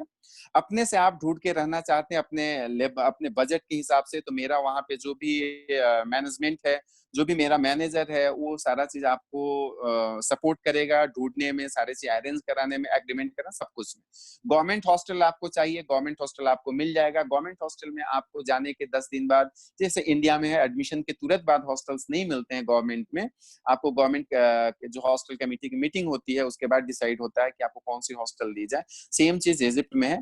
तो एडमिशन आप जब वहां इजिप्ट पहुंचते हैं तो आपके 10 या 12 दिन बाद आपको हॉस्टल मिलता है, लेकिन उस बीच में आप परेशान मत हुए कि हम रहेंगे कहाँ। उसके लिए आपको हमारा जो वहां पे अरेंज किया हुआ जो भी अकोमोडेशन है आपके लिए, फ्लैट्स हैं या हॉस्टल्स हैं, उसमें आपको रहने के लिए पूरी तरह से व्यवस्था की जाती है। नेक्स्ट स्लाइड में हम लोग देखते हैं कि एडमिशन प्रोसीजर क्या है इजिप्ट में। देखिए एडमिशन प्रोसीजर बहुत सिंपल है। आपका एडमिशन प्रोसीजर के केस में आपको एक चीज तो पता होनी चाहिए कि आपका नीट मैंडेटरी, अगर आप एमबीबीएस करने जाते हैं, इंडियन नेशनल है, तो आपका नीट स्कोर होना चाहिए। आई मीन मतलब आप नीट क्वालिफाई होने चाहिए। आप +2 पास हो, बायो से पास हो, आप बायो से गुड नंबर्स हो। गुड नंबर मीन्स आपका कम से कम 3 जीपीए के आसपास आपके मार्क्स तो होने ही चाहिए, जो कि आज के डेट में लाना बहुत आसान है। और उसके बाद जो आपके फी वगैरह के पहले ही बातचीत हो गई, फी कितने है, 30 लाख से आपने सर बता दिया, उसको मैं ब्रेक डाउन करके आपको आगे भी क्वेश्चन आंसर में बता दूंगा। कोर्स ड्यूरेशन जो है इंग्लिश में 5 इयर्स को बता दिया गया है। कंप्लीट इंग्लिश मीडियम में है, कोई लैंग्वेज का वहां पे बैरियर नहीं है। आप बातचीत में, मार्केट घूमते, आप इतनी बोलचाल के लिए, पेशेंट से कम्युनिकेट करने के लिए आप अरबी कैसे इजी वे में सीख जाएंगे, क्योंकि इसका मेरे पास एक्सपीरियंस है। जो बच्चे वहां पीजी में जाते हैं उनको फर्स्ट डे से ही पेशेंट से कम्युनिकेट करना पड़ता है, तो वो उनको एक सप्ताह थोड़ी सी प्रॉब्लम होती है, लेकिन एक सप्ताह में वो पेशेंट से एक कम्युनिकेशन के लेवल क्या होनी चाहिए, वो मार्केट में रहते रहते अरबी को बहुत अच्छे से सीख जाते हैं। इसके लिए कोई आपको एक्स्ट्रा क्लासेस नहीं लेनी पड़ती है, कोई एग्जाम नहीं लेना पड़ता है। एलिजिबिलिटी क्राइटेरिया में आपका वही, जिस साल आप as per the MCI rule आप जिस साल एडमिशन लेते हैं, मिनिमम आपका 17 ईयर्स कंप्लीट होना चाहिए 31 दिसंबर तक। आपके +2 का सब्जेक्ट में मैंने बताया कि कम से कम 3 जीपीए तो होना ही चाहिए आपको। परसेंटेज में अगर 65 to 70 के आसपास आपका मिनिमम होना चाहिए। नीट, यहाँ एक चीज माइंड रखते हैं कि आपको नीट क्वालिफाई होनी चाहिए। एक चीज मैं आपको यहाँ पे और बता दूं, नीट को लेके एक भ्रम फैलाया जा रहा है इंडिया में बहुत सारे कंसल्टेंटों के द्वारा, कि वो बच्चा इंडिया में प्रैक्टिस नहीं करेगा, वो बाहर करेगा। आप एक चीज समझ लीजिए, 700 आउट ऑफ 720 के मार्क्स में जो बच्चा 115 नहीं ला सकता है, 119 नहीं ला सकता है, 135 नहीं ला सकता है, जो कैटेगरी वाइज जो पासिंग क्वालिफाइंग मार्क्स है, वो लड़का दूसरे देश में जाके वहां का एग्जामिनेशन कैसे क्रैक कर पाएगा, और वो पीजी इजिप्ट जैसे जो स्टैंडर्ड जो एजुकेशन है वहां का एग्जाम, जो कोर्स एग्जामिनेशन है, जो रेगुलर जो ईयर वाइज सेमेस्टर एग्जाम, वो कैसे पास कर सकता है। वैसे केसेस में ये सरासर गलत है कि, और जो भी कंसल्टेंट कह रहे हैं कि भाई उन बच्चों को आप आगे भेज दीजिए, वो इंडिया में नहीं आएगा, अंडरटेकिंग दे रहे हैं, ये पूरी की पूरी गलत एक अफवाह है, इससे बचिए। और मैं बच्चों को भी बोलूंगा, इससे आप बचिए। आपके पास बहुत सारे ऑप्शंस है, उसको ऑप्ट कर लीजिए। अगर आप नीट नहीं क्वालिफाई कर सकते तो आपको डॉक्टर बनने का, डॉक्टर बनने का मेरे ख्याल से आपके पास वो कैपेसिटी नहीं है। सब आपको जो डॉक्यूमेंट्स रिक्वायर्ड है, डॉक्यूमेंट्स रिक्वायर्ड यहाँ पे आपको एडमिशन के टाइम में सारे ओरिजिनल डॉक्यूमेंट्स चाहिए, जिसमें 10th 12th के मार्कशीट सर्टिफिकेट चाहिए, आपका कैरेक्टर सर्टिफिकेट चाहिए, ट्रांसफर सर्टिफिकेट चाहिए। बहुत सारे स्टेट्स में या बोर्ड में सीसी मतलब ट्रांसफर सर्टिफिकेट और कैरेक्टर सर्टिफिकेट दोनों एक साथ आता है, तो आप अलग अलग इसको ना समझे, उसको एक ही समझ लीजिए। जहां पे अलग अलग मिलता है वहां अलग अलग चाहिए। नीट स्कोर कार्ड मुझे चाहिए, नीट स्कोर कार्ड चाहिए आपको एडमिशन के लिए। सारे 10th से लेके 12th तक की marksheet, certificate, CC, TC, birth certificate भी चाहिए आपका, पासपोर्ट चाहिए, पीसीसी चाहिए। पीसीसी और बैंक स्टेटमेंट मुझे वीजा के टाइम चाहिए। पीसीसी का मतलब होता है पुलिस क्लियरेंस सर्टिफिकेट। आपका जैसे पासपोर्ट बनता है, आप उसी पोर्टल से पीसीसी अप्लाई कर दीजिए। उसके सर्टेन चार्जेस होते हैं, आप ऑनलाइन पे कर दीजिए। आपका पहले से पासपोर्ट जब बनता है उस समय आपका हर वेरिफिकेशन हुआ रहता है, एलआईयू से लेके आपके लोकल पुलिस स्टेशन जो आपका वेरिफिकेशन करके सबमिट किया रहता है, उसी के आधार पे आपका पीसीसी विद इन वीक आपके घर इशू हो जाता है, आपको मिल जाता है। तो ये सारे डॉक्यूमेंट्स ओरिजिनल में चाहिए। डेडलाइन, इजिप्ट का डेडलाइन आपका सितंबर 10 से लेके सितंबर 15 तक होता है, अक्टूबर 15 तक, अक्टूबर 10 15 तक होता है। सितंबर 10 में आपको अगर आप ऑप्ट करते हैं Cairo university faculty of medicine, तो आपको एडमिशन सितंबर 10 से पहले करवा लेनी पड़ेगी और सितंबर 15 से पहले आपको कायरो को ज्वाइन कर लेना पड़ेगा। अदरवाइज आप कायरो के लिए मुश्किल में फंस जाएंगे, क्योंकि कायरो अभी दुनिया में सबसे ज्यादा ऑन डिमांड है। दूसरे जो यूनिवर्सिटीज हैं उनमें आपको 10 से, उनका भी डेडलाइन नहीं है, लेकिन इंडियन नेशनल के लिए आपको कम से कम 20 से 25 दिन, एक महीने का फ्लेक्सिबल, वो लोग फ्लेक्सिबल हो जाते हैं, थोड़ी सी रियायत मिल जाती है, क्योंकि इंडियन बच्चे लास्ट ईयर से वहां जाना शुरू किए हैं। जबकि वहां के और देशों के लिए अगर आपका इंडियन बच्चा कोई एडमिशन होता है सितंबर लास्ट में, अक्टूबर फर्स्ट वीक में, आपके साथ दूसरी दुनिया का जो भी बच्चे उनका एडमिशन क्लोज हो गए रहते हैं। ये सिर्फ स्पेशल जो रिलैक्सेशन दिया गया है वो सिर्फ और सिर्फ इंडियन बच्चे को लिए दिया गया है। हम लोग नेपाल बांग्लादेश भी करते हैं, वहां के बच्चों के लिए भी नहीं दिया गया है ये रिलैक्सेशन, सिर्फ और सिर्फ इंडियन बच्चों के लिए दिया गया है। देखिए एमसीआई अब सबसे इंपॉर्टेंट रोल है कि अगर आप एमबीबीएस पढ़ने जाना चाहते हैं तो कुछ रूल्स बहुत है, केस लॉ बहुत है, उस पर डिस्कस करेंगे, घंटों निकल जाएंगे। मैं दो चार चीजें आपको जो बता दूं, जो आज के डेट में मार्केट में बहुत र्यूमर की तरह फैल रहा है और बहुत सारे मिसअंडरस्टैंडिंग उससे पैदा हुए हैं, और उस मिसअंडरस्टैंडिंग से उसमें बहुत सारे कंसल्टेंट का भी उतना ही कंट्रीब्यूशन है जितना एक स्टूडेंट का कंट्रीब्यूशन है, दोनों एक साथ साथ चला है। तो पहले एमबीबीएस के लिए मैं बता दूं कि एमबीबीएस का रूल 2018 के बाद आपको ये चेंज कर दिया गया कि आपको नीट एग्जामिनेशन क्वालिफाई करना पड़ेगा एमबीबीएस अब्रॉड के लिए, और वो नीट एग्जामिनेशन जो क्वालिफाई करते हैं उसका स्कोर शुरुआती दौर में तो इसको तय नहीं किया गया था, लेकिन बाद में इसको तय कर दिया गया। जैसे इंटरनेशनल एग्जामिनेशंस होते हैं, आईएलटीएस होते हैं, टॉफेल, जीआरएस, जेमेट, उस तरह से ही कि उनका वैलिड स्कोर कितने दिन तक के होंगे। तो 3 इयर्स तक के लिए अब्रॉड मेडिकल के लिए आपका नीट स्कोर वैलिड होता है। जो बच्चे 2019 में अभी 2018 में भी अगर वो नीट क्वालिफाई किए हैं, अगर इस साल एडमिशन लेना चाहते हैं तो वैलिड है, वो जा सकते हैं। 3 इयर्स, जिस साल आप क्वालिफाई होते हैं उस साल से 3 साल तक आपका नीट स्कोर वैलिड होगा। एग्जाम्पल के तौर पे जो बच्चा 19 में क्वालिफाई किया, 19 इटसेल्फ वैलिड है, 19 वैलिड है और 20 वैलिड है। 19, 20, 21 ये 3 साल वैलिड उसका नीट स्कोर रहेगा। जरूरी नहीं है कि वो नीट स्कोर के लिए दोबारा एग्जाम दे। हाँ, मन है, उसको अच्छा मार्क्स लाने का है, उसकी पोटेंशियल है, उसको लगता है गवर्नमेंट कॉलेज मुझे इंडिया में मिल सकता है, या अच्छे कॉलेजेस की कैपेसिटी है, उसके अंदर पेइंग कैपेसिटी ले सकता है, तो वो अपना दे, उसमें कोई दिक्कत नहीं। लेकिन 3 इयर्स वैलिड आपका है। और पहले एलिजिबिलिटी सर्टिफिकेट एमसीआई इशू करता था, लेकिन 2019 के बाद आपका जो नीट स्कोर कार्ड होता है वही एलिजिबिलिटी सर्टिफिकेट मान लिया गया है। लेकिन अभी भी बहुत सारे लोग अपने नॉलेज, लैक ऑफ नॉलेज की वजह से, जो बच्चे नीट क्वालिफाई कर गए हैं उनका भी एलिजिबिलिटी सर्टिफिकेट वो निकाल रहे हैं, फॉर्म भरा रहे हैं, एमसीआई में जमा कर रहे हैं। अगर किसी का हो भी रहा है तो वो आपको बहुत ज्यादा उससे परेशान होने की जरूरत नहीं है। आप नहीं भी लेते हैं तभी भी परेशान होने की जरूरत नहीं है। इसके बाद स्क्रीनिंग टेस्ट के बारे में मैं बता दूं। स्क्रीनिंग टेस्ट अब अभी तक जो एग्जिस्टिंग है, 2012 में अभी गवर्नमेंट की बहुत सारे पॉलिसीज आना बाकी है।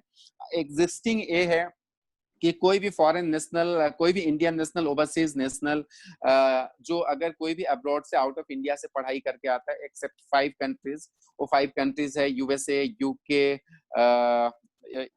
यूके, ऑस्ट्रेलिया, कनाडा और न्यूजीलैंड। इस 5 कंट्री से वो एमबीबीएस करके आता है तो उसको ये स्क्रीनिंग टेस्ट नहीं देना पड़ेगा। ये एग्जिस्टिंग रूल है। 2012 से इसको भी एग्जाम माना जाएगा कि नहीं माना जाएगा, 2000 जो रेगुलेशन गवर्नमेंट की आ रही है अभी ड्राफ्ट में है, उसमें तय होगा कि इसको एग्जम्प्टेड माना जाए कि नहीं माना जाए, लेकिन आज ये एग्जम्प्टेड है। इसके अलावा ये 5 कंट्री के अलावा आप कहीं से भी पास होके आते हैं, आपको स्क्रीनिंग टेस्ट आपको देना पड़ेगा। वो screening test national board of examination, एक ऑटोनोमस बॉडी है, वो कंडक्ट करती है। 300 मार्क्स के आपके एग्जाम्स होते हैं, जिसमें आपको 50% मार्क्स लाने पड़ते हैं, जिसमें आपको नॉन क्लिनिकल सब्जेक्ट से 100 मार्क्स होते हैं। वो नॉन क्लिनिकल सब्जेक्ट वही सब्जेक्ट है, physiology, anatomy, biochemistry, microbiology, pharmacology, उसके बाद आपका पैथोलॉजी। ये से 100 क्वेश्चंस हो, मतलब 100 मार्क्स के क्वेश्चंस होते हैं। और 200 मार्क्स के क्वेश्चन आपके क्लिनिकल से होते हैं। क्लिनिकल जितने आप पढ़े रहते हैं, जिसमें आपका option gynae, paedia, medicine, surgery, ENT, ये सारे के सारे चीज आपको वहां पे उससे 200 क्वेश्चंस होते हैं और आपको 5 मतलब 50% ही मार्क्स, पासिंग मार्क्स लाने पड़ते हैं। 300 में आउट ऑफ 300 में आपको 150 मार्क्स आपको लाने पड़ेंगे क्वालिफाई होने के लिए। तो ये अभी तक का है। अब गवर्नमेंट ने 2012 से एक नेक्स्ट एग्जाम प्रपोज कर दिया, प्रपोज नहीं किया बल्कि कैबिनेट ने उसका अप्रूवल दे दिया है। और उस अप्रूवल के तहत जो गवर्नमेंट अभी प्लान कर रही है 2012 से जो अभी एडमिशन हो रहा है, जिन बच्चों का 4th year final year India में होगा 2012 में, उनके साथ 2022 में उसको कंडक्ट किया जाए। लेकिन उसके बारे में अभी कुछ चीजें हैं जो गवर्नमेंट अभी जो बना रही है, अभी बहुत सारी चीज, उस एग्जामिनेशन का पैटर्न क्या होगा, उस एग्जामिनेशन में बच्चे फेल हो जाते हैं तो उनको इंटर्नशिप में कैसे अकोमोडेट किया जाएगा, क्या उसके सप्लीमेंट्री एग्जाम होंगे। ये फाइनल हो गया कि वो एग्जाम ऑल ओवर इंडिया में एक ही कोई बॉडी होगा जो कंडक्ट करेगा। अब वो कौन करेगा, एनटीए कंडक्ट करेगा कि एनबीए कंडक्ट करेगा, इसमें अपनी अलग अलग राय है। गवर्नमेंट की तरफ से इसमें अभी कोई भी डिक्लेरेशन, नोटिफिकेशन नहीं आया है। वो मार्क्स कितने मार्क्स के होंगे, फॉरेन नेशनल क्या वो ऑनलाइन एग्जामिनेशन उस कंट्री से दे सकता है। अगर इंडियन स्टूडेंट अगर चाइना में पढ़ रहा है तो वो अगर उस समय वो भी फाइनल ईयर में है, अगर एग्जाम ऑनलाइन एग्जामिनेशन है तो क्या इंडियन एम्बेसी वहां पे इस चीज को कंडक्ट कराएगी। बहुत सारे एग्जामिनेशन है जो इंडियन एम्बेसी वहां कंडक्ट करवाती है वहां पे, अलग अलग देशों में बहुत अलग अलग एग्जाम्स है। तो ये सारी चीज अंडर प्रोसेस है। कोई भी एक लॉ आता है तो उसको बनाने में, बहुत सारी चीज करने में टाइम लगते हैं। उसके बाद फिर वो अब फॉरेन से आप पढ़ के आए, इंडिया से पढ़ के 2022 से आपको एक एग्जाम जिसको एग्जिट एग्जामिनेशन दिया जाता है। और इंडिया में ये बहुत बाद में लागू हुआ। आपको छोटे छोटे कंट्री में बताया, इवन नेपाल में आप जाइएगा तो पहले वहाँ एग्जिट इंट्री भी एग्जाम होता है, एग्जिट एग्जाम होता है।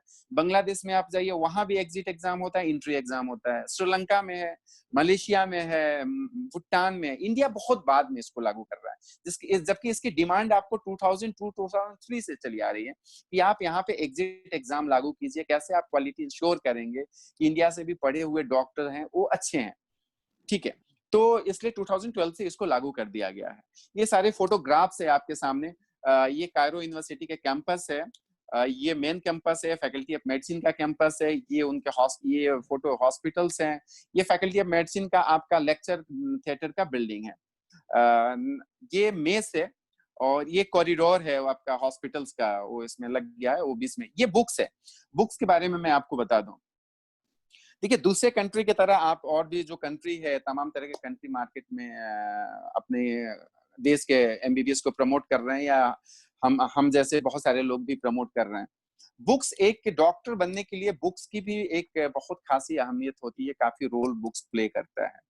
बुक्स दूसरे कंट्री में आप देखिए वहां बुक्स नहीं मिलते हैं, उनके लाइब्रेरी में बुक्स नहीं है।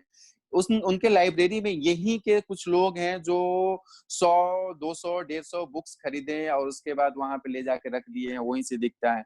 जो वर्ल्ड जर्नल होता है या जर्नल एक्सेस करने के लिए जो वहां के इंटरनल जो चीजें खरीदी जाती है, जिनको इंसाइक्लोपीडिया बोलते हैं, बहुत सारे रजिस्टर बोलते हैं, बहुत सारी चीजें जिसको यूनिवर्सिटी खरीदती है, उसमें मिलियंस डॉलर भी लगते हैं उसको खरीदने में, कि एक कंप्यूटर सिस्टम में बैठ के स्टूडेंट पूरी दुनिया के जो मेडिकल जर्नल है, रिसर्च है, उसको एक्सेस कर पा रहा है। ये इजिप्ट में आपको अवेलेबल है। इंडिया के भी कुछ जगह पे आपको इसको लागू कर दिया गया है, जिसको साइबर लाइब्रेरी बोलते हैं।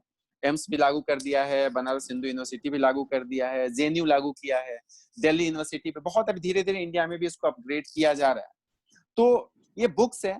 बुक्स वहां पे टोटल फॉरेन राइटर्स के भी बुक्स मिलते हैं, लेकिन आपको इजिप्शियन जितने भी जो टीचर्स आपको पढ़ा रहे होंगे उनके लिखी हुई बहुत सारी बुक्स आपको मिल जाएंगे। एक एक टीचर्स के वहां पे कम से कम 10-10 वॉल्यूम में बुक्स आपको एक एक सब्जेक्ट के मिलते हैं। और जैसे यहाँ पे हम लोग देखते हैं स्टॉल लगा हुआ है, जैसे यहाँ पे आप देखते हैं ना छोटे छोटे खाने के स्ट्रीट फूड लगे रहते हैं। तो एक अगर कॉलेज में आप जाते हैं, अगर कायरो में देखें तो कम से कम आपको 20-25 बुक स्टॉल मिल जाएंगे, लेटेस्ट एडिशन के बुक्स मिल जाएंगे, इवन इंडियन राइटर्स के बुक्स मिल जाएंगे। प्राइसिंग जो बुक्स आप इंडिया में खरीद रहे हैं जिसकी प्राइसिंग अगर 2000 है तो वो बुक्स वहां पे जाके आप 500 में खरीद सकते हैं। इंडियन करेंसी में मैं बात कर रहा हूँ। और एक तो ओरिजिनल टेक्स्ट वाली भी बुक मिल जाएगा, आप उसको चाहते हैं कि पीडीएफ फॉर्मेट में ले लूं, वो भी आपको वहां पे अवेलेबल है। अगर आप चाहते हैं इसका जेरोक्स में बुक में ले लूं, ये भी अवेलेबल है। आपकी जितनी कैपेसिटी है वहां पे, जो बजट है बुक्स की, अगर आप चाहते हैं कि मैं इंडियन करेंसी में 3000 में मैं फर्स्ट ईयर सेकंड ईयर का भी बुक्स खरीद लूं, तो वो जीरोक्स मिल सकता है आपको, लेकिन बुक फॉर्मेट में ही मिलेगा आपको। सिर्फ पेपर क्वालिटी अलग होता है, कंटेंट वही रहता है, वही बुक सब चीज रहता है। तो बुक्स का जो रेंज है काफी बड़ा है वहां पे। वहां पे यूएसएमएलई के लेटेस्ट एडिशन आपको मिल जाएंगे, प्लैब के लेटेस्ट एडिशन आपको मिल जाएंगे, उसके बाद आपके आईएलटीएस के लेटेस्ट एडिशन मिल जाएंगे। जबकि इंडिया में आपको मैं बता दूं, किसी भी, इवन जयपुर में, अगर आप जयपुर के जो सबसे बड़ा मेडिकल बुक शॉप है, तो अगर उसमें अगर आप देखें तो यूएसएमएलई का लेटेस्ट एडिशन ढूंढेंगे तो आपको नहीं मिलेगा। हो सकता है 2020 का लेटेस्ट एडिशन उनके पास ना हो, 2019 का भी ना हो, ये भी हो सकता है उनके पास यूएसएमएलई का बुक्स ही ना हो, प्रिपरेशन की बुक्स ही ना हो, प्लैब की बुक्स ही ना हो। तो ये चीज आपको दिखता है। इवन आप जब एम्स के पास आइए, एम्स में जो तमाम कम से कम 50-60 जो बुक स्टॉल, वहां पे आप खोजिए, आपको 2-4 दुकान में ही ये बुक्स अवेलेबल हैं, लेकिन यहाँ पे सारे से मिल जाते हैं। ये आप देख सकते हैं, कैडेवर्स है, वहां पे आपको डिजिटलाइज भी होता है।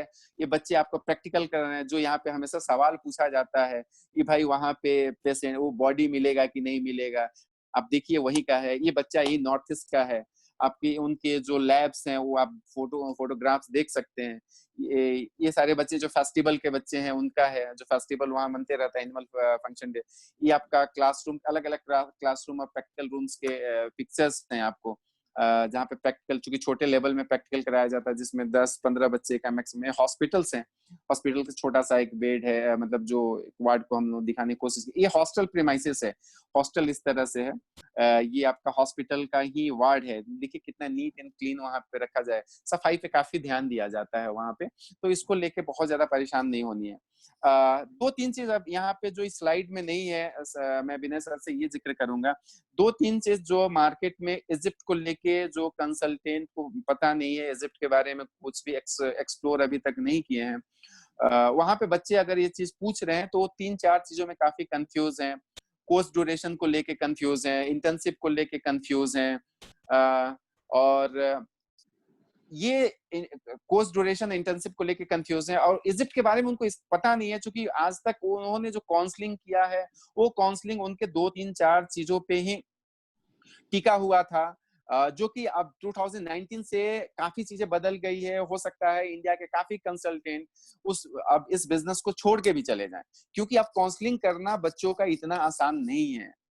क्योंकि पहले क्या होता था, आपका व्हाट्सएप यूनिवर्सिटी के थ्रू ही एडमिशन हो जाता है, एक स्कैन कॉपी में भेजता था, उसके 24 घंटे के अंदर उस यूनिवर्सिटी से एडमिशन लेटर आ जाता था। ऐसा अब नहीं रह गया है, अब बच्चे सवाल पूछते हैं। यहाँ पे तो ऐसे एमबीबीएस कंसल्टेंट हैं जिनको सिलेबस के बारे में पता नहीं है, वहां पे क्या पढ़ाया जाता है ये भी पता नहीं है, क्लिनिकल्स में क्या पढ़ाया जाता है ये भी पता नहीं है, क्लिनिकल नॉन क्लिनिकल के दोनों का कोरिलेशन क्या होता है ये भी पता नहीं है। आप सिर्फ और सिर्फ सुनेंगे ये कॉलेज अच्छा है, इसमें चले जाओ, 50% मार्क्स है, तुम एडमिशन कर लो, नीट, अब नीट एक जुड़ गया कि नीट क्वालिफाई। तो आपको जो भी कंसल्टेंट किसी कॉलेज के बारे में, किसी कंट्री के बारे में बताता है, तो आप उसको सर्च कीजिए, आप उसको पता कीजिए। आप उसमें बहुत सारे रोल्स हैं। आज मतलब ग्लोबल विलेज की बात करते हैं हम लोग, इंटरनेट की दुनिया में है, हर इंफॉर्मेशन आपके पास एक्सेस करने के लिए है। आप एक्सेस उसको कीजिए, तरीके बदल के कीजिए, खोजिए। जो आदमी आपसे कुछ भी काउंसलिंग करता है उससे सवाल पूछिए, बहुत सवाल पूछिए, उसका प्रूफ मांगिए। एक अभी करिकुलर ये भी चला है, आप बहुत सारे मार्केट में वीडियो दिख जाएंगे आपको यूट्यूब में, और यूट्यूब का इंफॉर्मेशन जो एमबीबीएस अब्रॉड का अवेलेबल है इंटरनेट पे, उस यूट्यूब का इंफॉर्मेशन आपका 90-95% फॉल्स है, झूठा है, इलॉजिकल है। उसमें क्योंकि मेरे यहाँ यूएसएमएलई सिलेबस पैटर्न है, याद रखिए, यूएसएमएलई सिलेबस पैटर्न या यूएसएमएलई सिलेबस पैटर्न है, यूएस का पैटर्न है। यूएस का पैटर्न होना और यूएसएमएलई क्रैक करना दोनों अलग चीज होता है। अगर इंडिया कहे कि मैं यूएस का सिलेबस ऑप्ट कर लिया हूं, तो भैया इंडियन मेडिकल सिस्टम तो यूएस के मेडिकल सिस्टम हो गया ना। हमको तो उसमें जाना पड़ेगा। सिलेबस जैसे हम अडॉप्ट करेंगे तो वहां का जो एलिजिबिलिटी है एडमिशन से लेके सारे एलिजिबिलिटी प्रोसेस का, उसमें जाना पड़ेगा। यूएसएमएलई क्रैक करना अलग है और यूएसएमएलई का सिलेबस का दावा करना ही अलग है। वो फैकल्टी का डिटेल्स देखना है, हर कॉलेज के वेबसाइट पे जाइए, डिपार्टमेंट वाइज आप सर्च कीजिए, आपको आश्चर्य लगेगा कि वहां पे एक एक डिपार्टमेंट में minimum 60 to 80 professors, associate professors, assistant professors, tutor, trainer, ये आपको अवेलेबल है। उनके नाम अवेलेबल है, उनके प्रोफाइल्स अवेलेबल हैं, वो किस लेवल के डॉक्टर्स हैं, ये सारे अवेलेबल हैं। सिलेबस के बारे में आपको बता दिया, यूएसएमएलई के डिटेल्स आपको मैंने सर ने शेयर कर दिया, प्लैब के पासिंग रेशियो उन्होंने शेयर कर दिया, सारी तमाम चीजें नेट पे अवेलेबल है। जो कंट्री कहता है कि मेरे यहाँ यूएसएमएलई से इतने बच्चे, उससे पूछिए कि उसके उस कंट्री से कितने बच्चे गए हैं, कहीं तो पास आउट में 10 साल में होगा उसके पास रिकॉर्ड। जो कॉलेज बोल रहे हैं कि भाई यूएसएमएलई पैटर्न सिलेबस है, उनसे पूछिए आप अपना सिलेबस तो मुझे दिखा दीजिए, यूएसएमएलई तो दूर का है। या यूएस का सिलेबस मुझे दिखा दीजिए, यूएस का सिलेबस क्या है जो आपके कॉलेज में पढ़ाया जाता है, ये जरा उनसे पूछिए। आप क्रॉस एग्जामिन जब तक चीजों को नहीं करेंगे तब तक आपका जो सवाल है अधूरा रह जाएगा, आप फंस जाएंगे। वजह यही है कि पिछले 8 साल में, 8 साल नहीं 7 साल में जो बच्चे 2012 से 2018 तक, आपका अप्रोक्सीमेटली 98,000 बच्चे एमबीबीएस अब्रॉड से पास करके आए हैं, गलत कंसल्टेंट के काउंसलिंग में फंसे हैं। ये Indian management, Indian food, Indian faculty, MCI coaching, अगर सारा चीज था तो 98,000 स्टूडेंट्स जो पढ़ के आए डिफरेंट कंट्रीज से 2012 से 2018 तक, उसका पासिंग रेशियो आपको पता है कितना है? उसका पासिंग रेशियो 16% भी नहीं है। 15,600 बच्चे इतने साल में क्वालिफाई किए हैं, बन के कितने? आपने एक डॉक्टर का प्रोडक्शन खड़ा कर दिया, क्वालिटी नहीं मिला, क्वांटिटी में डॉक्टर निकले। 10 लाख में आप एमबीबीएस करा देते हैं। 10 लाख में भाई आज के डेट में कहाँ एमबीबीएस होता है? +2 नहीं होता है। कोटा का कोई अच्छा स्कूल आपको 10 लाख में नहीं करा रहा होगा +2। तो 10 लाख में आपको एमबीबीएस कहाँ से हो जा रहा है? ये कौन सा कंट्री है? वहां क्या हो रहा है? वो फैकल्टी का क्या कहाँ से सैलरी दे रहा होगा? इंफ्रा कैसे खड़ा कर रहा होगा? लैब मेंटेन कैसे कर रहा होगा? तो ये जो बजट है 10 लाख, 15 लाख, 12 लाख, ये आपको दिग्भ्रमित कर देगा, इससे बचिए। आप वहां क्वालिटी ऑफ एजुकेशन के लिए जा रहे हैं। अगर आपको खाना ही चाहिए, एसी रूम चाहिए, तो आप घर में रह लीजिए, आप प्रोफेशन चेंज कर लीजिए। बाहर में आप जाते हैं, आपको पढ़ाई का स्टैंडर्ड क्या है, यूनिवर्सिटी का स्टैंडर्ड क्या है, रेपुटेशन क्या है, ये सारी चीज आपको देखने पड़ेंगे। आप सिर्फ कंसल्टेंट के 4 लाइन के बातों को सुन के आप इम्प्रेस मत हो जाइए। वहां के वो वीडियो देख के जो कट पेस्ट एडिट करके जो डाल दिया जाता है और 4 लाइन ये कैंपस है, ये दुनिया दिखा दिया जाता है, वो नहीं होता है एक्चुअली। अगर ये चीज होता तो आज 7 सालों में जो 98,000 बच्चे जो अब्रॉड से पास आउट करके आए हैं, उसमें से जो सिर्फ 15 साढ़े 15,000 बच्चे क्वालिफाई कर पाए एफएमजी, और बच्चे क्यों नहीं कर पाए? और जो आप 5 साल आप नहीं पढ़े एमबीबीएस की पढ़ाई, आप आके यहाँ क्या चाहते हैं? 5 महीने के कोचिंग से और 10 महीने के कोचिंग से आप 5 साल का सिलेबस कवर कर लेंगे और एग्जामिनेशन निकाल लें, आप स्क्रीनिंग टेस्ट निकाल लेंगे। ये आपकी गलतफहमी है, बहुत बड़ा गलतफहमी है। इन चीजों से बचिए। इसलिए कोई भी कॉलेज, कोई भी कंट्री, कोई भी कॉलेज चूज करने के पड़े, वहां का फैकल्टी, रेपुटेशन, स्टैंडर्ड, सिलेबस, कितने इंटरनेशनल एक्सचेंज है, क्या है, ये सारे चीज आपको देखने पड़ेंगे। तब डिसीजन लीजिए, खुद से ढूंढिए, वहां के 20-25 बच्चों से बात कीजिए, पेरेंट्स से बात कीजिए, वहां के बारे में आप जितने नेगेटिव सवाल पूछ सकते हैं, वो कितने नेगेटिव सवाल को कंसल्टेंट कवर कर पाता है बाय प्रूफ। देखिए बातों पे ज्यादा इंपॉर्टेंट इन्फॉर्मेशन जो आपने शेयर की विद द स्टूडेंट्स, जो बातें जनरली लोगों को नहीं मालूम होती हैं, उनको पब्लिक डोमेन में नहीं होती हैं, उनको एक अलग ही पिक्चर दिखा दी जाती है। सो आपने बहुत in depth about syllabus, fees structures, सारी चीजें बताई।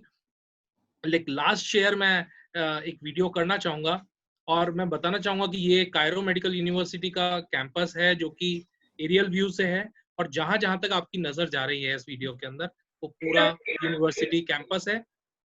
दीपेन जी, आप इसके बारे में कुछ ऐड करना चाहें तो? ये सब कुछ आप जो देख रहे हैं, मैंने आपसे कहा था कि मैं आपको लास्ट में यूनिवर्सिटी कैंपस का एक वीडियो दिखाऊंगा। तो आप इससे एक अंदाजा लगा सकते हैं कि कितने बड़े लेवल का या स्केल का ये यूनिवर्सिटी है। So I think this room is open for the question and answers now. तो कोई भी बच्चे अगर कुछ क्वेश्चन पूछते हैं, कुछ क्वेश्चंस चैट में आए हुए हैं, मैं उनके साथ शेयर करना चाहूंगा।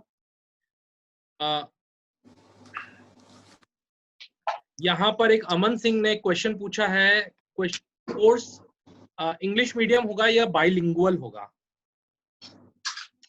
अमन, पूरी तरह से इंग्लिश मीडियम होता है, आप उसमें कहीं पे डाउटफुल में मत रहिए। कोई बाइलिंगुअल कोर्स इजिप्ट में नहीं होता है।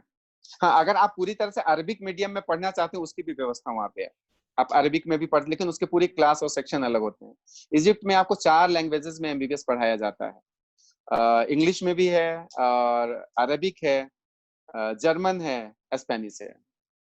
तो आप पढ़ना चाहें जिसमें उसमें, लेकिन फॉरेन कंट्री के जितने बच्चे हैं वो इंग्लिश ही ऑप्ट करते हैं। ओके, इसके अलावा एक क्वेश्चन आया है कि एक स्टूडेंट ने पूछा है कि 30 लाख जो आप बता रहे हैं, ये सिर्फ ट्यूशन फी है या total including tuition fees, mess, hostel, ये सब कुछ इसमें इंक्लूडेड है? देखिए, ये 30 से 32 के बीच में जाता है, जिसमें इंक्लूडिंग आपका हॉस्टल भी है, फूड भी है, आपका 5 इयर्स का ट्यूशन फी है, वीजा है, जो वीजा एवरी ईयर जो एक्सटेंशन होता है, वो सारे चीज हैं। लेकिन अगर डॉलर के हिसाब से, जिस तरह से डॉलर फ्लक्चुएट कर रहा है, तो अगर डॉलर थोड़ा सा हाई लेवल में 75 से ऊपर भी हम लोग लेके चले, तो आपका टोटल कॉस्ट, जिसमें एक पैसे आपके इधर उधर नहीं हो सकते हैं, आप बजट बनाने के लिए ये मान के चलिए 30 से 33 के बीच में एवरीथिंग आपका कवर हो जाएगा। इवन आपका air ticket, processing charge, everything सब चीज कवर हो जाएगा। एक क्वेश्चन है कि क्या यहाँ पे रियल डेड बॉडीज भी मिलती है, प्लास्टिक बॉडीज मिलती है? तो आप कैडेवर के बारे में बता चुके हैं, दैट यू गेट कैडेवर्स, वो ऑलरेडी हमने पिक्चर्स भी शेयर किए हैं। सर, ओरिजिनल बॉडी भी मिलता है, प्लास्टिक बॉडी भी मिलता है, डिजिटल बॉडी भी मिलता है, तीनों पे पढ़ाया जाता है। इसलिए ये आप देखेंगे सिलेबस, तो इसलिए उसमें ई लर्निंग पे, डिजिटलाइज लाइब्रेरी पे बहुत ज्यादा जोर वहां 2012 से दिया गया है। इंडिया अभी हम लोग पैंडेमिक के दौर में सीखने शुरू किया है कि ई लर्निंग क्या होता है, और ये 2012 से इजिप्ट इसको अडॉप्ट किया हुआ। तीनों आपको मिलेंगे। Thank you so much sir. And I think जो भी क्वेश्चंस चैट बॉक्स में आए थे मैंने शेयर किए हैं। अगर किसी भी और स्टूडेंट को कोई क्वेश्चन करना है, they can put it on the chat.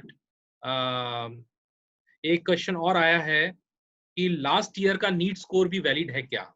तो हाँ जी, लास्ट ईयर का नीट स्कोर वैलिड है, अगले साल तक भी वैलिड है, इस साल ही नहीं, 2019 में भी वैलिड है, 2020 में भी वैलिड है, 2021 तक वैलिड है। और क्लासेस कब से शुरू होंगी? तो ये डेफिनेटली आपने बता दिया है ऑलरेडी। क्लासेस आपको सितंबर 10 के बाद से शुरू हो जाते हैं। लेकिन अगर आप एक महीने में अगर छूट जाता है आपके क्लासेस 15 दिन, 20 दिन, 1 मंथ तक, तो आपके लिए वहां पे कॉलेज एक्स्ट्रा क्लासेस का व्यवस्था कर देता है, और जिसका फ्री ऑफ कॉस्ट होता है। लास्ट ईयर भी हमारे बच्चे 1 मंथ लेट गए थे, क्योंकि फर्स्ट टाइम था। उन बच्चों से आप बात करेंगे, उन बच्चों का स्पेशल क्लासेस वहां पे डीन ने प्रोवाइड की थी, और सारी चीज अच्छे से वहां पे मैनेज हो गया। I think that was all about this entire journey of MBBS in Egypt. For the vote of thanks, I would invite Dr. Paromita. Madam के पास भी कुछ सवाल है, वो क्या उनके पास प्राइवेट सवाल सर, क्या है मैडम? सर, एक क्वेश्चन और है। हाँ जी, एक क्वेश्चन ये है, somebody asked कि 12th में मेरा 70% स्कोर है और नीट में 405 है, am I eligible for MBBS in Egypt? हाँ जी, आप एलिजिबल हैं, पूरी तरीके से एलिजिबल हैं आप। मुझे नीट में क्वालिफाइंग मार्क्स होनी चाहिए, आप एलिजिबल हैं फॉरेन कंट्री के लिए। और हाँ, +2 में आपका 3 जीपीए पॉइंट में आना चाहिए, या 65 अबव मार्क्स आपके होने चाहिए। एक क्वेश्चन मेरे पास प्राइवेट चैट बॉक्स में आया है, 2011 में जो इजिप्ट में रेवोल्यूशन हुआ, उसके बाद काफी बच्चों को ऐसा लगने लगा कि it's not very safe. Sir, आपके क्या आइडियाज हैं? Is it safe for students और नॉट? देखिए, ये पूरी दुनिया में पॉलिटिकल रेवोल्यूशन होते रहता है, तो 2011 का जो इजिप्ट का रेवोल्यूशन था वो एक सत्ता को हटाने के विरुद्ध था। वो लगभग आप देखेंगे तो हर दुनिया में हुआ है। अब यहाँ कोई कह दे कि 1947 में भारत आजाद हुआ तो उस रेवोल्यूशन के बाद भारत कितना सेफ है, 2011 में हमारे यहाँ भी अन्ना आंदोलन चल रहा था। अन्ना आंदोलन चला। 2011 छोड़ दीजिए, आप 2019-20 की बात कीजिए, जो जम्मू एंड कश्मीर के बारे में जो दुनिया की हिस्ट्री में पढ़ाया जाता है। अब तो ये चीजें नहीं रहती है। आपको छोटी छोटी घटनाएं, छोटी छोटी अटैक, वो सब जगह होता है। इंडिया खोल के देखिए, आपको यही पता चल जाएगा। इवन आप यूपी, जयपुर, बिहार देखिए, यहाँ पता चल जाएगा आपको। लेकिन हाँ, इजिप्ट में आप 2011 के बाद टिल डेट अगर आप वहां देखिए, कोई ऐसा अटैक हुआ हो, कोई बहुत बड़ा बम ब्लास्ट हुआ हो, या बहुत सारे लोगों की वहां पे मौतें हुई हो, ऐसा कुछ नहीं होता है। छोटे छोटे ग्रुप्स हैं जिनके अपने राइट्स की बातें होते रहती हैं, तो वो अपना छोटे छोटे चीज करते रहते हैं। कहीं पे कोई बम छोटा सा डराने के लिए कर देता है। लेकिन एक चीज इंपॉर्टेंट है, अगर आपके पास जिस दिन न्यूज में, वर्ल्ड न्यूज में, इवन बीबीसी, CNN, अल जजीरा अगर कोई चीज कवर करता है, तो वही मीडिया आपको उसके 24 घंटे बाद ये भी कवर करता है कि जो वहां पे बम ब्लास्ट करने वाले या जो छोटे छोटे अटैक करने वाले लोग थे, उनको पकड़ लिया गया और उनको शूट कर दिया गया। उसके 24 से 48 घंटे के बाद वही मीडिया उस चीज को दिखा देता है। अब इससे समझ सकते हैं कि कितना स्ट्रिक्ट रूल है वहां पे सेफ्टी को लेकर। और एक ट्रांसफर से रिलेटेड है क्या? हाँ जी, एक क्या सवाल है आपने? स्कॉलरशिप के बारे में बताएं। देखिए स्कॉलरशिप, हाँ जी, इंपॉर्टेंट क्वेश्चन है स्कॉलरशिप। स्कॉलरशिप में आपको मेरी आवाज सुनाई दे रही? Hello hello, yes sir, you are audible sir. हाँ, देखिए स्कॉलरशिप में किनका क्वेश्चन है? एक स्टूडेंट है, इनका क्वेश्चन है स्कॉलरशिप का क्या है। विवेक। And over to Dr. Paramita. Okay, now it's the time that we have reached the end of the seminar. First of all, I would like to thank all the viewers for sparing your time in this Sunday afternoon. Thank you, Mr. Vinay Sharma, for sharing your insights. We are also thankful to Mr. Dipendra Chaube, and we look forward to conducting such interesting webinar in the coming times. Thank you all. Namaste. Thank you.